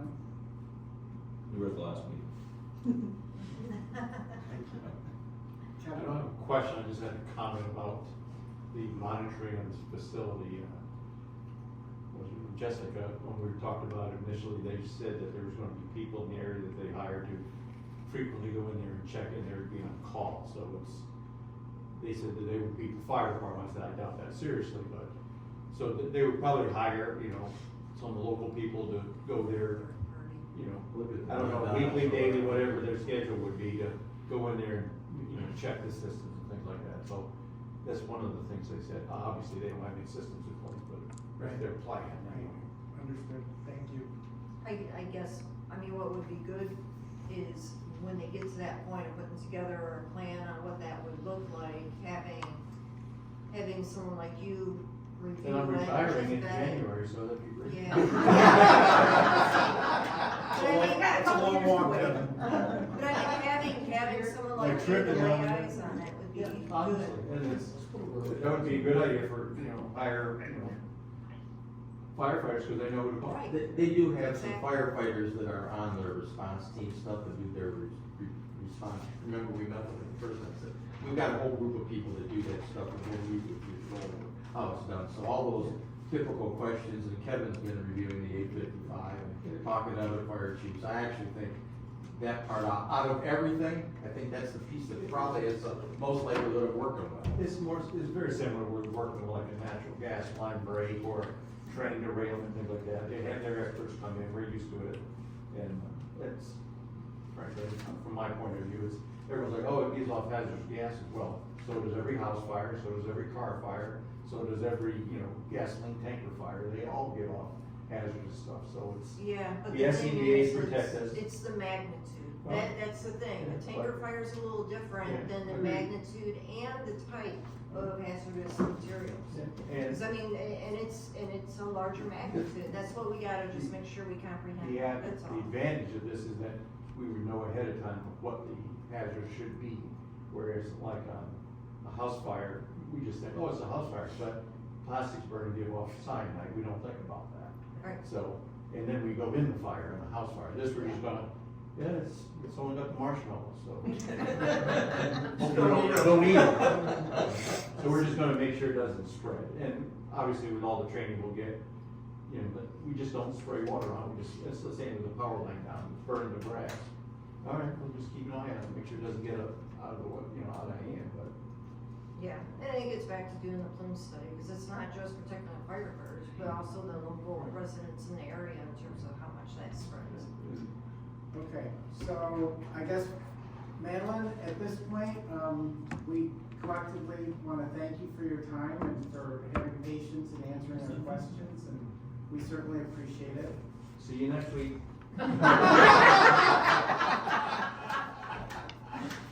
Thank you for having me, everyone. If there are any future questions, then I will make sure that I will get to the air quality and inspecting, and I'll share the MPC link. If there's anything else I can do, please let me know, and thank you again for having me. Thank you. Thank you. Bye. Bye-bye. All right, back to cartoons. Sure. So we move now to item 10C on tonight's agenda, which is the review of the planner proposals, of which there are 3. And I guess I would look to my fellow commissioners to determine how to go about this, but I don't know if we want to do them in sequence, or if we just want to talk, generally. Generally about our review or kind of our takeaways from the materials that were submitted. Personally, I've not been through this before. I guess years ago, maybe some of you who are on this commission. We never went through it. No? We've had Beckett Ryder for 30 years, 40 years. Good long time. Oh, before Beckett Rader was Beckett Rader, Chuck Carnes was our planner. Was Carnes, was Billiken Lehman, okay? Beckett and Rader bought Billiken Lehman's book of business when Chuck retired, so, I mean, you see that length of time, it's been under a couple of different names and multiple planners, which, as you know, Aaron Ben passed away, was a big part of the problem for us. So, I guess there's, just for the record, and so folks maybe watching this on YouTube or whatever have an understanding, it's, there's three, I guess, candidates for consideration. Ray Trim, which I guess is a Detroit-based company that has an office in Flint. Then there is Carlisle Wortman, which again, I believe this is a Michigan-based company also based in Ann Arbor. And then finally we have Giffords Webster, which is based in Detroit. And they're all highly experienced, highly credentialed. Personally, it's hard for me to draw distinctions between their qualifications, honestly. You know, I look to the fees and the rates for services. From what I gather, Giffords is more of a, I don't want to say task-based, but it's more of a fee-based structure, whereas Wade and Carlisle are both kind of hourly, you know, rate structures. When you talk about rate comparisons, I think Carlisle is a little less costly than Wade Trim, but not very much. So it's a tough call, but I would invite, you know, any of you to weigh in on your review of the materials if you have any. I got a strong feeling with this one. I'm biased to Wade and Trim in 2 reasons. Number one, well, first and foremost, Caitlin Haven. And I just remember when we went through that training, she did a remarkable job, and also too with her background of really working with communities very similar to Groveland Township.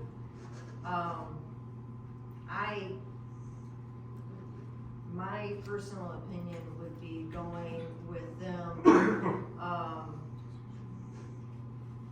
with the caveat that Caitlin would be the main person that we would be working with. That's my personal opinion. I just think that she can speak in layman's terms. She is very thorough, she's very knowledgeable, and I think she could bring quite a bit of value, and she just seems like she seems like she's very thorough, and she stays on top of keeping up with the latest and greatest. But she might not be available. No. No, That's she who is they're available. proposing. Our That's who they're primary proposing. point of contact for Right. Groveland Township. So, Yeah, And it sounds like they already do Davison and Hadley, similar, right, that was the other thing too. Yeah, that's what I'm looking closer than Birmingham or Ann Arbor. That was my 2 cents. For our current fees, we pay Beckett and Rader for a typical planning commission meeting, because I know that it was a Giffords Webster charged by meeting, per meeting or whatnot. Did those numbers look comparable to what we're currently paying? So I don't see that side of it. What we're currently paying is probably under what this is projected, but we've been running off a 2-year contract and we haven't redone the rates. Okay. So, but Beckett and Rader are not in the running, so I wouldn't know what their 2024 rates would be. Just trying to see comparably from, you know, what we're currently paying to what these are. So it's inflation, it's up a bit. Yeah. Okay. Well, you've had such good contact with this woman. Well, we went to that training. She did our last Gina training. was there. Right. Yeah, Right, you I guys agree were with you, all she was very there. articulate. I really liked her. I just thought that, I mean, we were kind of talking, gosh, I wish she was available for a planner because she just seems so, just thorough and, like I said, very, very knowledgeable, but yet she can explain things where you can actually understand It it. sounds like you got your wish list But I- available, right? Yeah, I mean, I wanna say Adam, who's also with Mhm. Waitress. yeah, he was he's the- really good too. So, They would most likely work together. yeah. Yes. So I echo your critique of Yeah. Caitlin, I thought she was wonderful. One thing just to note about Carlisle Portman though, and Bob, maybe you can speak to this. They were involved with the drafting of the master plan or the updating of the master Not plan? ours. No? They've done a number of communities out here, and I can't remember off the top of my head. but I know Springfield. One is Danielle and I Springfield? talked with, I think they did Springfield, and I think they did. Brandon? Might have done Brandon too. And they both, I think, both of them, I think, dropped them, so I don't know what the story is behind it. I may have just read their proposal incorrectly. but- Yeah, they didn't do our master plan. Okay, thank you. Ben did our master plan, and then got quite ill.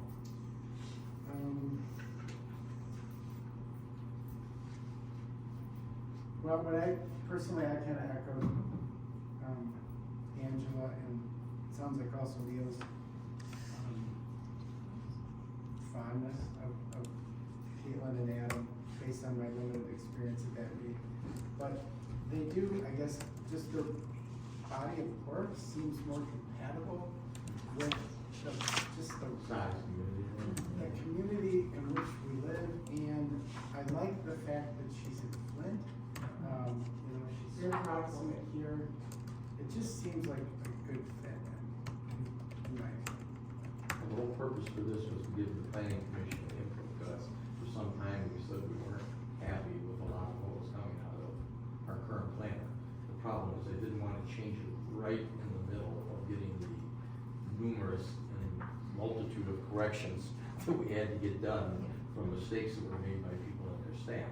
After Ben passed away, unfortunately, it kind of went to hell in a bushel basket for quite a while. Liz has been a lot better lately, but. I'd like to echo, Liz has Yes, been she has. She's very great, good. picking She's things done a up, good job. been excellent, excellent But resource. this was started because of all the problems we Yeah. had.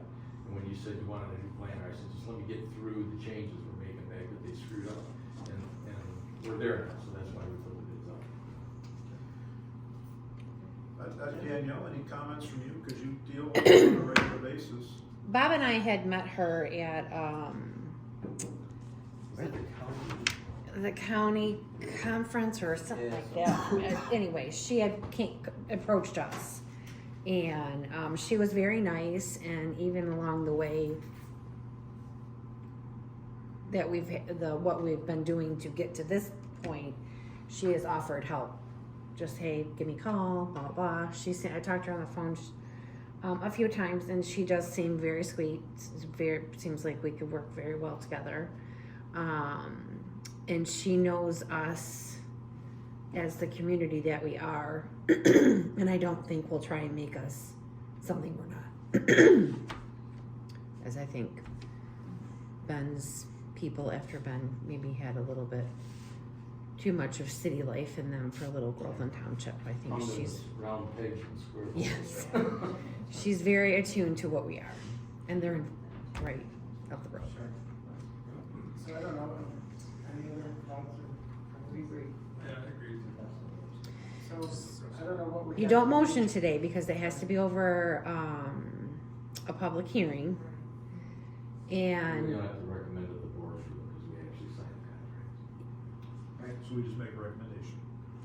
but So- that would come by way of public Public hearing. hearing. that would come by public hearing. So we can do that. Basically, what was supposed to happen is that if there was a plethora of proposals that were presented, you could pick a couple that could present themselves at the July 30th meeting.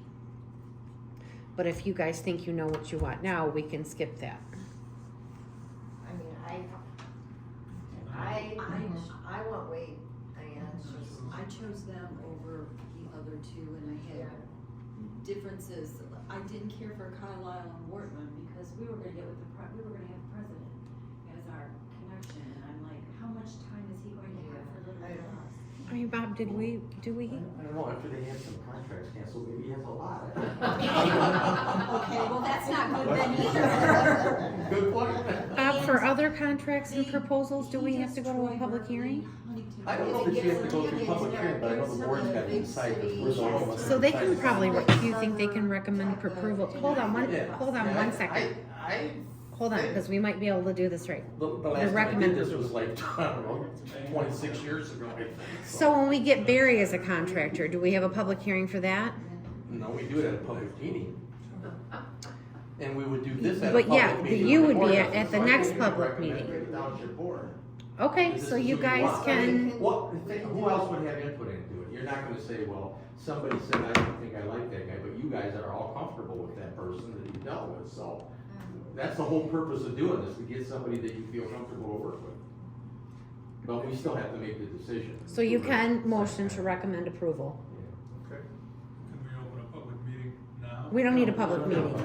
You just need to make a motion, second it, and approve it, and recommend it to the township. Then we'll have, you can have Right. Janelle put it on the next agenda. Yeah, Are we ready for a motion? Yeah, I believe we are.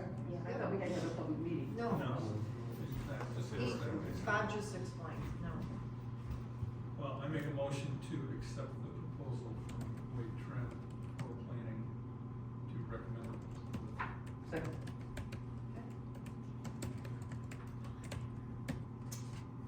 We need a roll call since it involves money. yes. Okay. Who was the second, Lynn? Yep. Okay. Roll call a vote. Yes. You wanna say that? Or you want me to say that? So Roll call the vote. Would we please, have a roll call vote? Jenny McKay, Yes. Neil Lowen, Yes. Jeff Pensine, Yes. Lynn Shank, Yes, ma'am. David Newbill, Angela Willis. Yes. All in favor? Motion approved. So, the final item on tonight's agenda, is, I guess, the status or an update of our accessory building committee, review. And I don't, personally, I'm not, my application for that committee was rejected, but Yeah, we can. But I know Gina's here and you guys have put a lot of time in, so who's gonna be the Neil. spokesperson? Let Neil. I'll be more than happy Let to Neil. take chairman through our committee meeting. We met on June 13th. It was Gina Mazzarelli, Scott Williamson from BZA, Angela Willis, myself, and the discussion was we've had questions about accessory buildings, multiple zoning requests for it. And so we decided to sit down, go through the various issues, and come up with what we think might be some solutions to that. Corner lots, I'm just gonna read through this, feel free to jump in. Corner lots were an issue. The question is, can you put accessory buildings in the front yard? And we have very specific requirements for that. Corner lots, we felt, need to define what their front yard is, which street it is, when building the house, so there's no question when you come to the board at the time when you want to add an accessory building. We are defining the front yard as the side of the house with the front door, main entrance, or front porch. We do require a hardship to put an accessory building in the front yard, and we're referencing BZA Article 12. And then the section is listed in my notes. We define hardship as wetlands, right-of-way, a drop-off in property, property shape, septic system, those types of issues that would not allow you to build an accessory building behind the property. Not a hardship we consider just because it's more costly or self-created by the way you laid out your property. So that was our issues there. For an attached garage, right now, there's a limit to 900 square feet, which is roughly a 3-car garage. We felt that there are standard kits available to more of a 4-car size at 1,125 square feet. We felt that would be acceptable. Requirement being, and Lynn, please check us on this, architecturally similar and visually comparable with similar building materials. I think that was a concern you had. So we added the similar building materials. So it's not just lay OSB up there and paint it the same color as your house. If it's a sided house, it needs to be sided. If it's brick, it needs to be brick. So, Doesn't matter how much square footage the house is. Could your house be smaller than your garage? Yeah, that's another one. we did talk about the small size. Could be more than half the 50% of the square footage of the house. Well, here's what we came up with, because I think how we, correct me if I'm wrong, we came up with an either or scenario. We set up basically a floor, a minimum, right? So there could be a possibility it could be bigger, but correct me if I'm wrong, but we did, it was either 50% or 1125, something like We along tied it to those- the acreage. Yes, that's what it was. We tied it to the acreage versus the size of the house. Because if you got something that's, if you're sitting on 10 acres and you got 1,000 or a 900 square foot home, what's the harm of putting a detached accessory building that's bigger than your home when you're sitting on 10 acres? That makes no sense. That's what we did for detached. Yeah. This is on the attached. Okay, I was just gonna, Yeah, this is just on the attached, and I'm trying to recall if we had, because we did have that discussion on the detached, for exactly that reason. Now attached, I'm trying to remember what we came up with, but I thought that it was, Because 900 was the current limit, and we had just discussed increasing that because of standard kit size. that's what I was and- saying, that there was a floor, so 1125 was the floor. You could go below that if you want, but you didn't have to, so that was the floor, and then it's 1120, after that, it's 50% of your home. Right. I'm pretty sure that's what we- 1125 or up to 50% of your home. That's how we phrased it. That's how we phrased it. Sorry, I'm looking at my notes, it took me a minute. Yep. yeah, Kevin, you. To throw a wrench in that, those barndominiums, what if you add on to your house and you add a 40-foot long by 20-foot wide game room? Now that adds to your square footage of your house, so you could get 10-car garage. You keep adding on to that barndominium style to your, above the garage storage.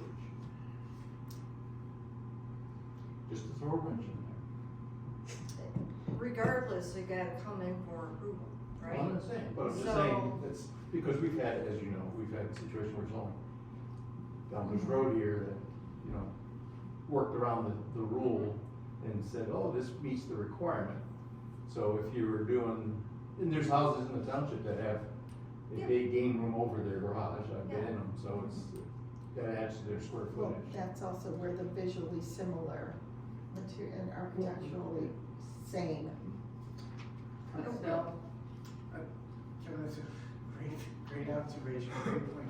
Why don't we let Neil finish with the rundown of, what the committee, the subcommittee has come up with, and then we'll kind of circle back. And we spent a great deal of time trying to pick through, okay, here's what our intent is for a reasonable person. How could somebody skirt the issue or do something beyond what we want this rule to do? And so that's why we're bringing this back to the entire board. Yep. We may have missed a detail, or maybe we need to rein something in more, but that was our purpose of the discussion. So, take a look at detached garages in the front yard. Hardship has already been determined, so that's mandatory. Must fit within the remaining zoning ordinance parameters that have been established. The detached structure proposed for the front yard has to go through review, must be reviewed by the BZA. Each front yard garage is a unique situation, that's why it's gotta be, case by case. And then, we put the ZBA guidelines there as well as, for square footage, right out of the table. Then we talked about container buildings. can't be movable, must be permanently attached.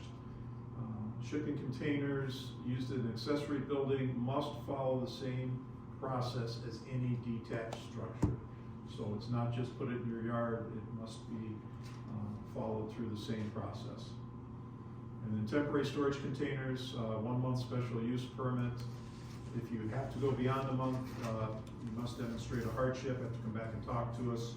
Can't be permanent and must be inspected by the ordinance officer. So we don't want any rusty, beat up storage containers for any length of time. If you're moving or you need something for construction, 1 month permit, but after that, you gotta come back and demonstrate hardship. So those were the discussions we had. Thank you, Neil. Now, I guess just with regard to where the process is at, and by the way, nice job, because we do see that request, that variance request frequently, far and away more common than any other request we encounter. But where is this is what the subcommittee's come up with. Is this proposed to be kind of melded into the revision of section 211 of the ordinance? Yes. Yes. So obviously this has to be put into, I don't know, ordinance language, but who Yeah. does that? It does. That would be our planner. That would be the. It would? Yeah. Okay, good. But I think before we do that, obviously open it up for feedback. You know, I think Kevin made a good point, but I would suggest that we have a follow-up meeting as a subcommittee, right? And then See what BZA says. yeah, and also get their feedback, have a follow-up meeting so we can invited go everybody. through and massage this more. And then bring it back for a final review and then final recommendation to be incorporated into the ordinance. So that, thank you. Oh, well then. Because that helps me understand the process, and that's why on your agenda, you would put schedule next meeting, one of the sub items, so. How do you think that fits with what you see at the BZA? Would that give some clarity? Yes, absolutely. I think what was most confounding seemed to be the similarity of the building materials, right? That was always a sticking point. I don't know if hardship was so much an issue because it seems like that was always kind of. They knew they had one before they came to us. That was kind of like a given almost, but once you get to the detached accessory structure that they want to put in the front yard, they always had a very compelling reason. I like that hardship is not cost or self-created, right? Because I remember one specifically that may have been a little self-created, but there was ambiguity. So this, what I see here is kind of contemplation that's going to cure that. So And then also too, the one suggestion that we did have, now that I think of it, under hardship, going through and reading that definition, I thought it would be a good idea to, when you give them the packet for the deviation or variance form, you define, hardship's defined, but then also to show 2 examples, go through your files, come up with 2 cases, protect the innocent, do something where you can make some changes so it's not obvious who it was, but give it an example of, here's an example of a hardship. Here's an example of not a hardship that you decline. So then that way they've got a better understanding walking in on what you're considering as a hardship. Because when I read through that was the first comment that I made. When I read through that definition, to me there's a lot of vagueness and it's very subjective. So I think just having a couple examples where they could take back with them to kind of do a self-check to see if indeed their quote-unquote hardship fits the criteria. I thought that would be a good idea.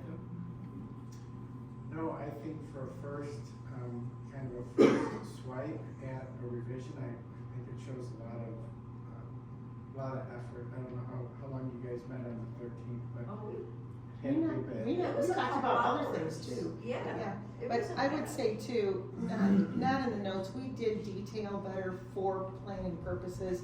So the ZBA guidelines that we're referring to, we specifically wrote out Article 211 D, E, F, G, H. So we know those are Yeah. keepers, we are definitely, you know, Square footage, definitely. Yeah, find a we went table, through that 3.3.3. Right, exactly, yep.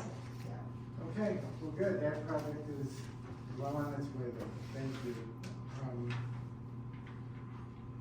I guess, unless there's any other comments or questions on that, we are kind of at the end of tonight's agenda. I wish to thank everyone again for coming outside, the meeting was so long, but. Public comments. Oh.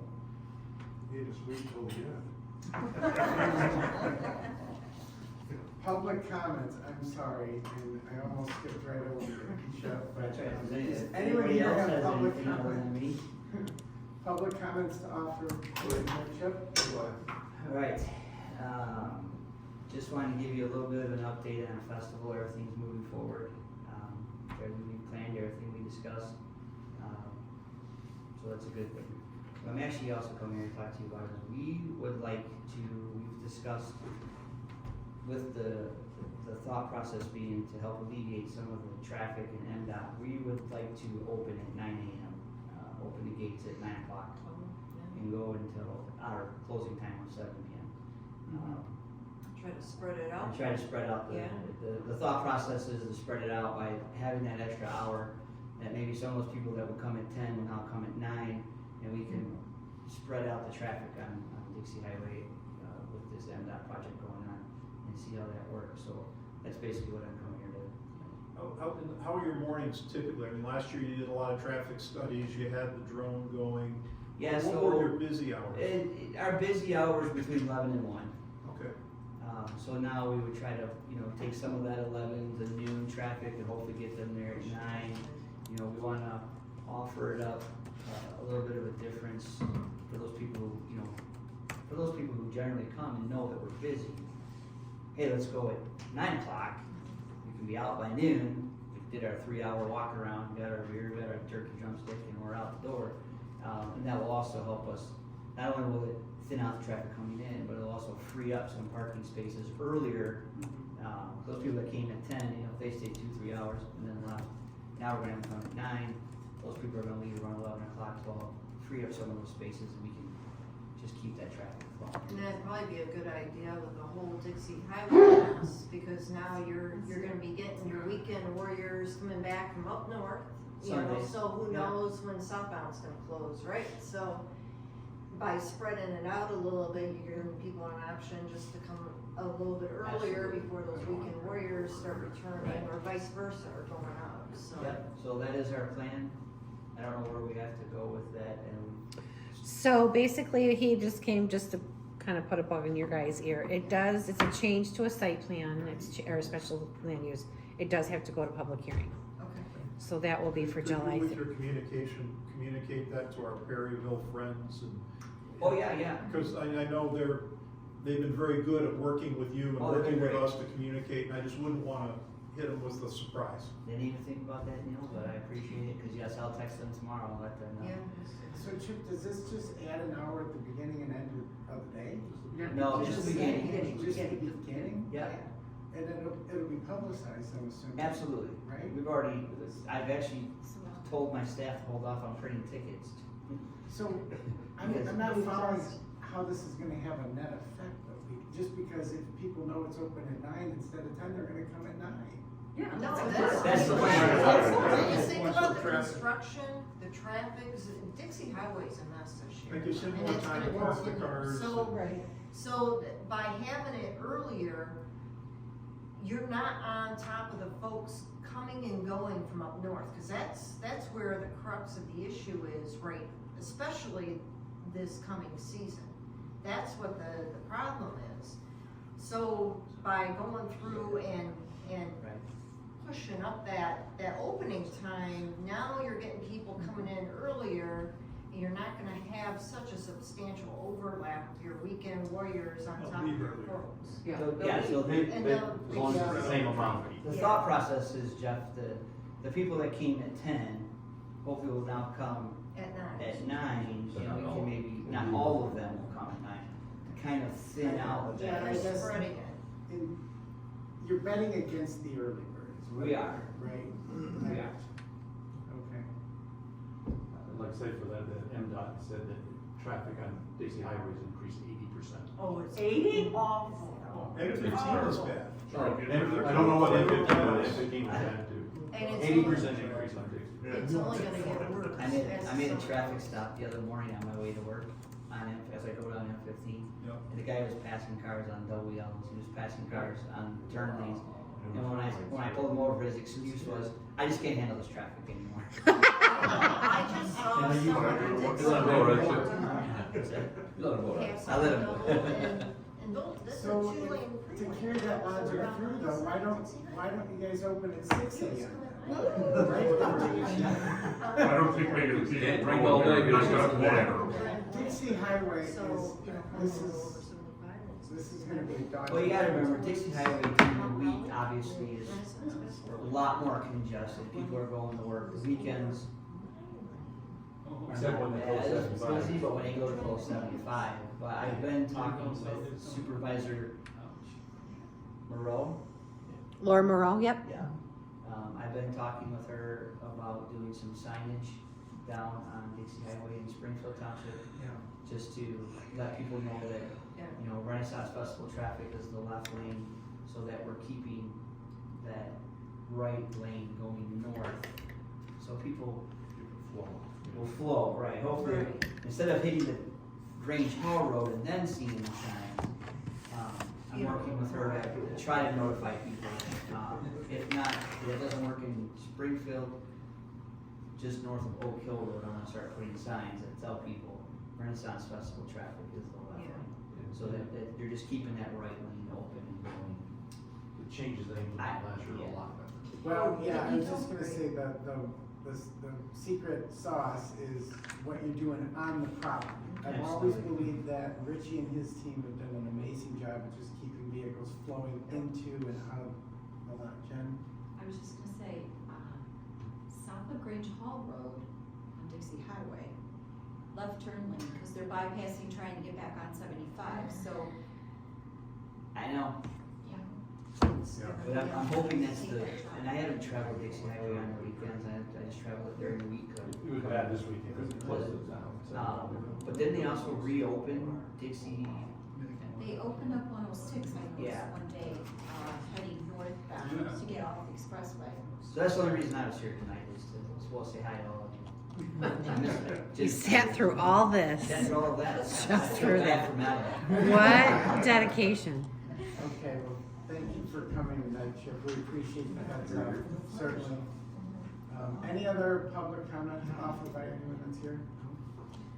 The Perryville families that you were talking about, I met with this weekend, and they had a lot of good things to say about you. So we'll give Those them guys a are plug. great. They're Those very guys are happy great. with the communication and what's going on now. We wanna keep that going. Yes. Absolutely. Okay, so then at this time, I would entertain. Can I make a motion to ours to adjourn?